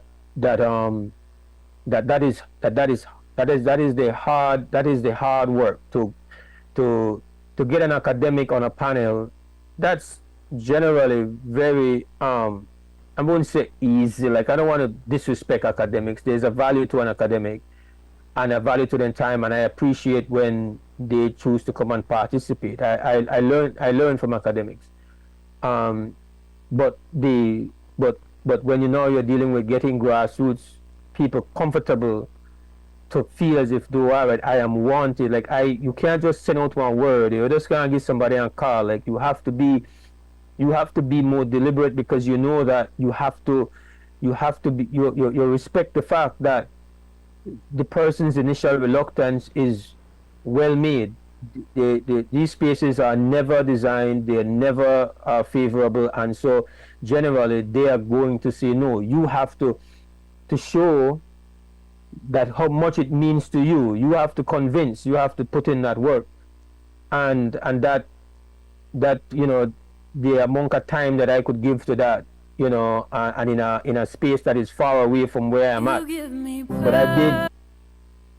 But I did make that special effort to try to do exactly that.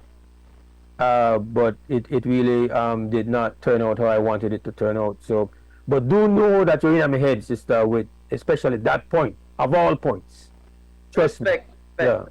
I appreciate that. And the point that Renee was making, Ketinumi and I had that conversation. And for me, I just know, I mean, they uploaded the research, I think it was the 15 that Biden, not enacted yet.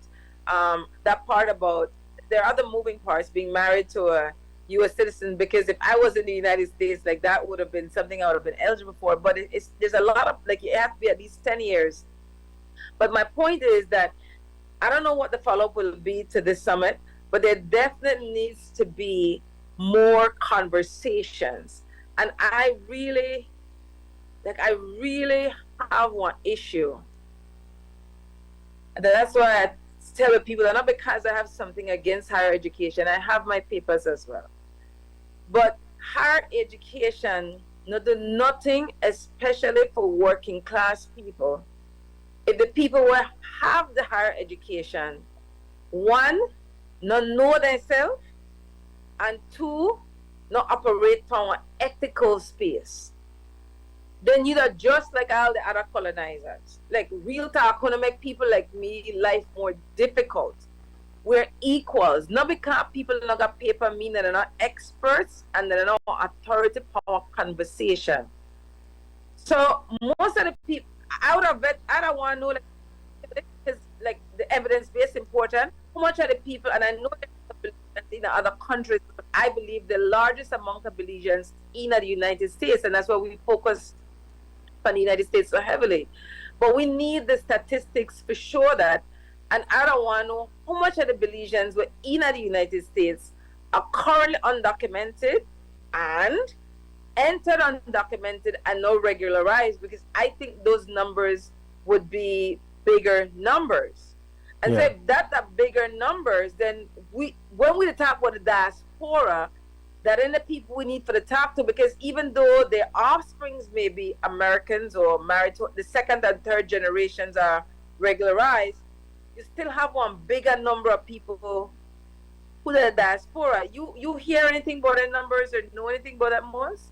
Yeah, so there was, I'm trying to find the sister's name. There was an academic whom the moderator of the first panel, who very impressive and has been doing research, has been going back home, has been going into communities here, and is doing a whole research and very interesting stuff. Like she will come on the WB, because she didn't have the space and time to talk about the work that she's doing and the information and data that she has.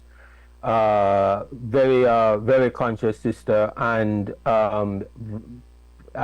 extremely important resource based on the work that she's doing. But I think what happened was that she was a moderator rather than a presenter, and even as a presenter, at the most, on a panel of 4 people, you have about 10 or 15 minutes available to you to contribute. But again, one of the things that happens in a process like this is that a lot of the meaningful aspects will not become headline making.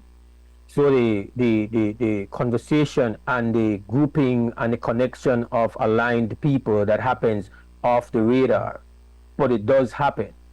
So you have linking of aligned people who then build up coalitions based on finding out about what you're doing and finding out about what I am doing, and that's really something that comes into existence that did not exist before there was a gathering, which only happens when you have physical gathering.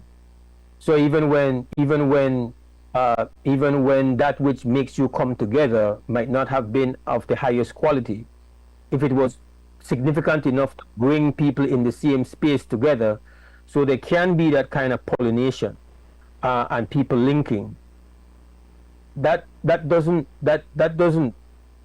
will never be an observable impact, but it will be a significant impact, because now, for me, several individuals that I met out of this process that I did not know before and had conversations with will now be a part of a resource for me, informing my conversation on these matters. So that is something that did not exist before. That is new matter. That is new energy. So energy and matter cannot be created. Yes, it is created. Energy and matter between people. And so again, that is why the gathering is so important. Like if you just have a gathering and there is no panel, there's no conversation, there's no camera, there's nothing, there's a gathering, and people line themselves and have links and find people in that crowd that are about positive work, are about conscious work. As you have known by traveling and being around, going to these communities, it's that personal contact, it's that gathering together. So yes, indeed, like I did promise to get the sister on the show. I have her link. We're going to get her on, and there's a lot of information that we're going to get from that source on the work that she's doing. I'm really excited about that, for sure. I agree. The intent for call it networking, and people use it in a different ways. But again, what tends to happen, and that's why I'm really happy that we have One Media House, is that the academics tend to link and then go do their presentation, but that information is not accessible in a dignified way to working class people, which is what is needed, because it empowers. Like when you struggle with something and you have shame or fear, and then you get one inside that like hell. Like I tell people, I live in the United States for 18 years undocumented. I know vex to people because I come up big time. But all of that would have never happened had I had one bit of knowledge, which I didn't have. Not know, as someone who was not born in Belize, that all I had to do, that had my UK passport activated, buy one ticket and get on the plane. I had no reason to enter the United States undocumented, but I didn't know. And so just one bit of information could make your whole life take one different course. But, so knowledge is so important. Yeah. So, but Bilal and I forgot a break. When I come back from the break, I'll kind of give you a vibe on that. But we gotta go a break, because we don't violate the break time. Office of the Prime Minister invites you to the National MSME Roadshow 2024. Join us for free workshops in marketing using AI, finance,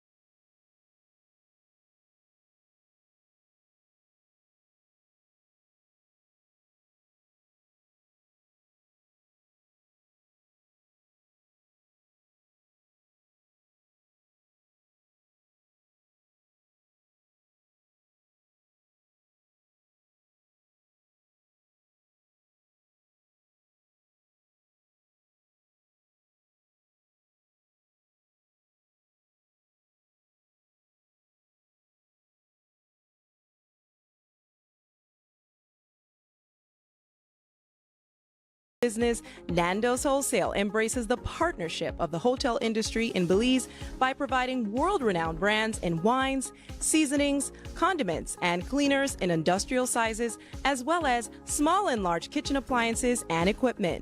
Nando's also takes pride in providing one of the quietest and most durable air conditioning systems in Belize with technical support and spare parts.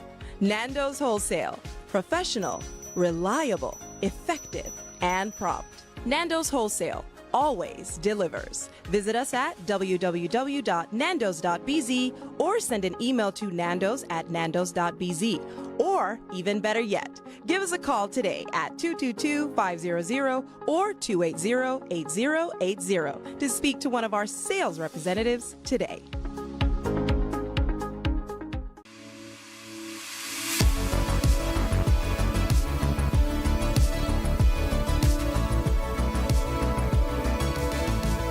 Atlantic Bank, building the future together.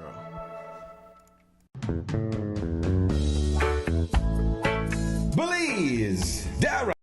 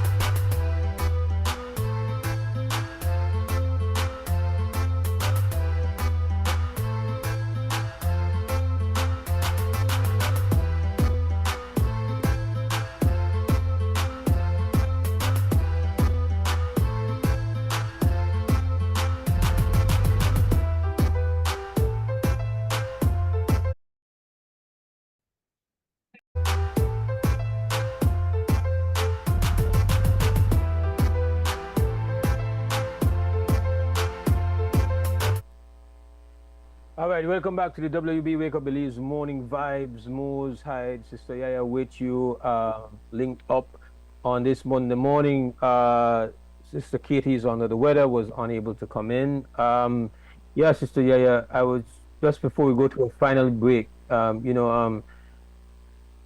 was speaking with Brother Bilal Morris yesterday morning, and one of the things we were talking about was exactly that, right? Knowledge.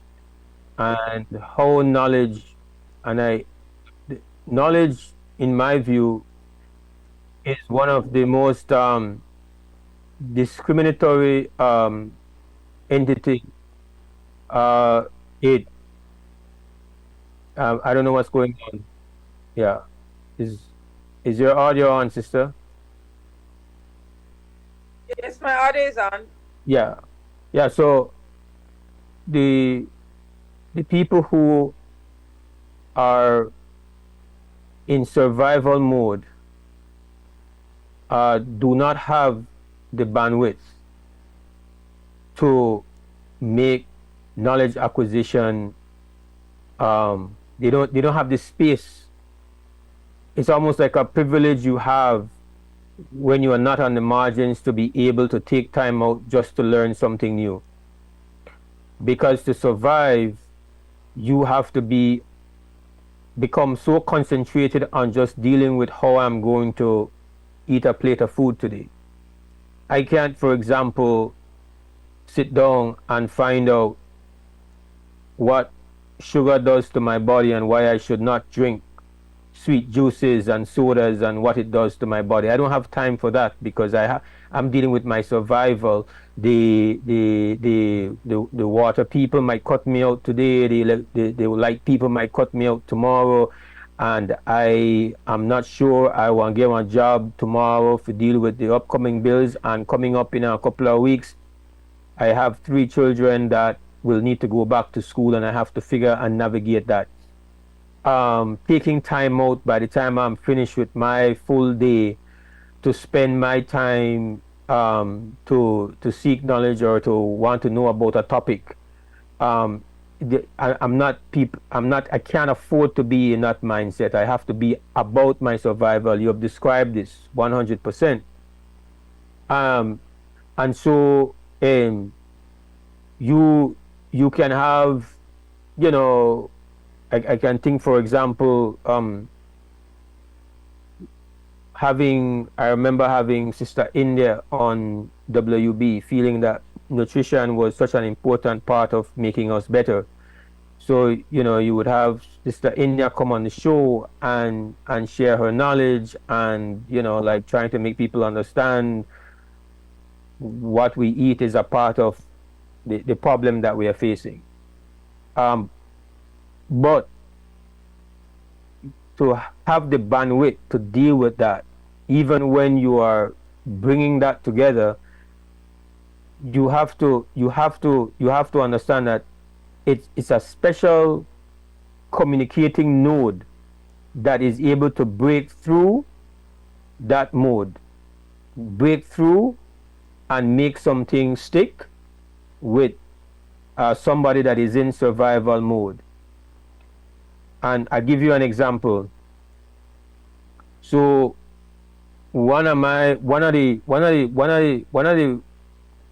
a song that had an impact on me in the early 90s for make I stop drink soft drinks for the most part. That never me gone on a session per nutrition. I never me read up anything per nutrition. It was just a catchy song, and the song was called Peanut Punch. Man, no drink back juice per base, strictly peanut punch. And I'll finish the next part because it's kind of rude. But bag juice that way the Jamaicans then call ideal. So essentially now here you have this knowledge where the real knowledge, like bag juice not good for me. But because it's done as a song, because it's done with that energy there, that broke through my zone where they in a survival mode where I in, and now I want to flash like that. I don't want to be no bag juice guy. I want to be peanut punch. And so now you start to associate drinking ideal with the lessening of your physical capacity as one meal, and you deal with that. So the point I'm going to make to Brother Bilal is that they know that you could engage the audience where you want to engage all the time. It's that you engage the people in where have the ability and a position to be those communicators. Because I know, yes, the academics, they don't have communication skills to deal with that. You know, that I know that is not what they have.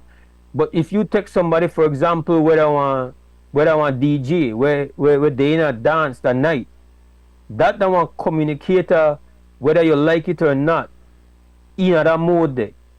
When they say, then determine whether they in that space, they say things where people want to hear.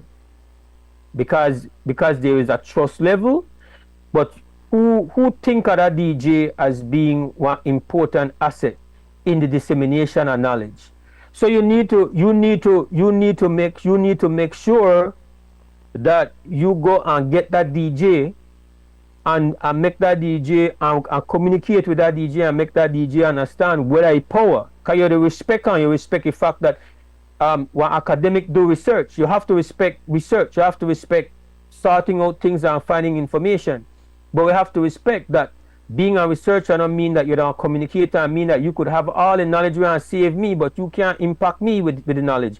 We need the interface. It's like the interface. We need the USB plug where make you could download the file on the computer, and that USB plug that somebody like you, the USB plug that somebody like one DJ, the USB plug that one artist. And if you don't have the USB plug, you can't put all the information on the computer. You can't do it. You can't take information off a paper.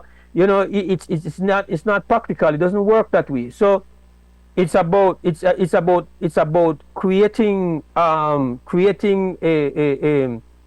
what approach will become more effective, because even me and you in a free space, sister, yeah, with all you do your best, you talk, whatever. I don't know how effective interfaces we are. I don't know that we are as legitimate interfaces as somebody right now where they're on the ground where me did at the dance last night, the rocket somewhere. Them people they have that are where they're good at, and then communicate good, bad, and in between. So my point is that, you know, even as somebody you will talk Creole, you try and make it have this, make sure that you're the appeal and make sure that grassroots feelers encouraged to come and join in your space and all of that. But even so, we got limitations.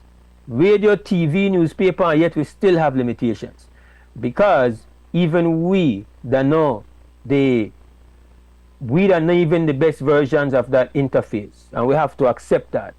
So they're not just about how much grassroots people come and sit down and watch a panel or participate in a panel, that how you respect those communicators to the grassroots, how much you make them become a part of the process where that what they do on a regular basis, that broke through, able to communicate when people in a survival mode, and people were there at a level and in a survival mode and they're efficient with when they getting time and attention to. If they're not both where and help me right now today, deal with right now today, I can't deal with it. Sorry, I don't want to hear nothing about how I could stop being addicted to sugar. I don't want to hear nothing about how, I could hold government accountable. Like what it happened for me now with my survival. And you got people who are able to could reach them at those moments in time when they're available and then trust, and you could get that message too. That was me and the brother in the talk. But so just thoughts and opinions, obviously, but them were my thoughts yesterday. Excellent points that I'm making and the reasoning. And I've had that in my reflection, I'm like, maybe for all the time and energy, what difference I did make? But what part I get affirmed, or the difference where I did make, is that in everyday life people get in a crisis. And I might think about knowing to study me, but when people in a crisis, somehow they know who to connect with. And it could be a bunch of people in the community, but when they're in a crisis, they find enough time, they find who could help them in at a moment. And then in at a moment, that when the knowledge where I just study and what I know, and because I know the media, I could put in at a moment there, and just in at a moment there, they're like, they need a lifeline, and they are like, yeah. So I meet you again if I need you again, but if I need somebody, they're like, yeah, that way, check that, and they just come out. That in at a moment there, it matters. In that moment, I agree. I forgot a final break, sister. All right.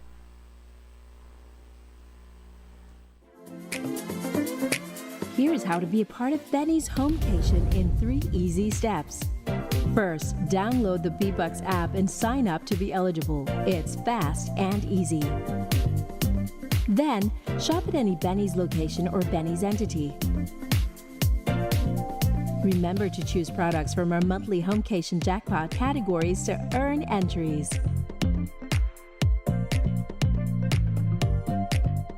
Now you can earn B-Bucks with purchases made and be a part of the Benny's Homecation Jackpot for a chance to win the $10,000 grand prize in December. Win the ultimate homecation with Benny's, quality and savings.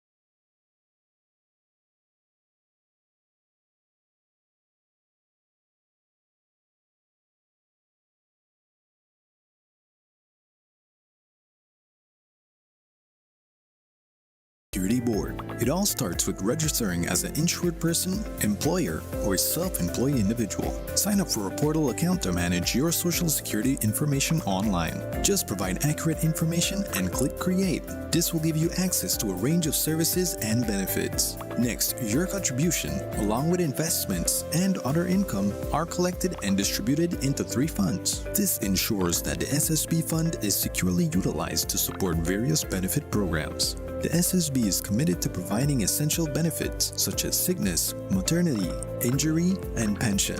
These benefits are paid out to eligible individuals as a part of the Social Security coverage. We help you navigate through life's challenges with financial security. Annual surplus accumulates to grow the fund each year. This surplus is invested into various industries, contributing to the growth and development of our nation. With each passing year, the fund continues to grow due to the annual surplus and interest revenue earned from prudent investments. This surplus, along with reserves, helps to bolster the SSB fund and provide a safety net for those in need. We've arrived at the end of our journey to better understanding how the SSB works. We remain committed to serving you and building a secure future for all Belizeans.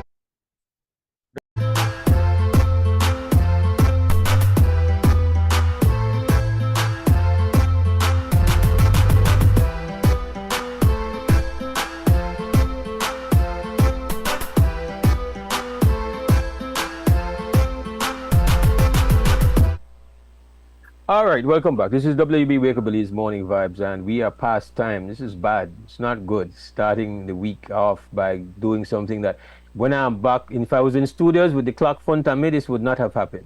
I just want you to know. With 9 and 9, that are the new slogan back there, Sister YaYa. 9 and 9. So I beg my team in the studios understanding and apology. For sure, for carrying them past 9 o'clock. But I enjoyed the reasoning, Sister YaYa. Thank you again for sitting in the studio with me for make sure that I know to do this by myself. I got gazebo, South Central Los Angeles. I hope the sun will come out to your head feeling Yes, warm. yes. Things will get different. I start feel comfortable now. And I hope Katie Nume feels better, 100% healed to return as soon as possible. Absolutely. Give thanks for joining. Give thanks to the team. I assume that Mr. Cliff is there. Mr. Cliff, I believe that is Larry G back, or is it? Oh, Larry is back. All right, Larry.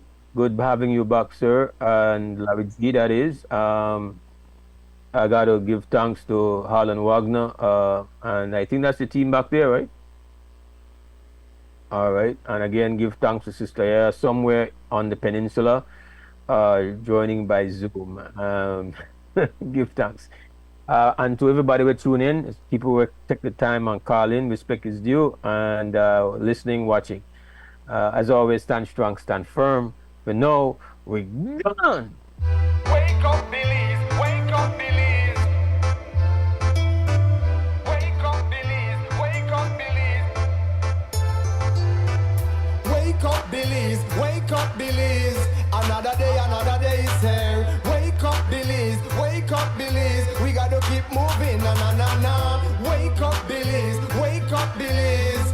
Everybody gotta put their time in. Wake up, Belize. Wake up, Belize. Voice our opinion and place your calling. WB. Be yourself, see yourself. This is just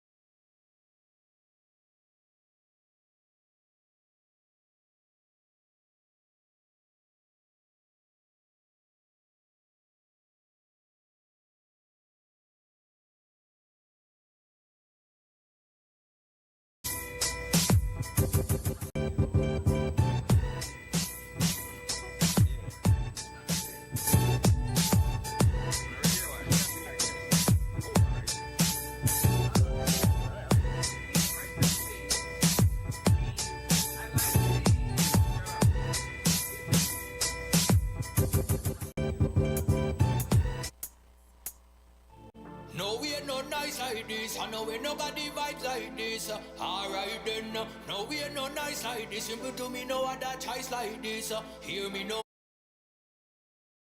I know we nobody vibes like this. Alright then, no, we ain't no nice like this. Simple to me, no other choice like this.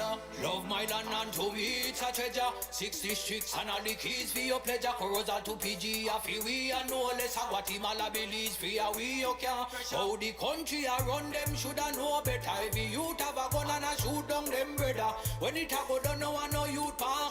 Make we live up as one and live up full and better. So let me take you to the land of the free, where the youths are grow and they don't even know where that's supposed to be. Let me take you to the land of the free, where politicians know way more than they know of my sweet belief. But are the elders to be blamed? Are we bear the burden and face the pain? Don't feel like generation, how we get it insane. On the lane another marrow just stay. Politicians tell we out too weak. too much ghetto you them send a precipitate. No them a get try for the crime them commit. We all want know what happened to the deficit. That's why across the country they shot them a echo. Here's a weak leadership make the place get so. Fed up and we tired and we not stop say so. We'll patriot configure them like a so. So let me take you to the land of the free.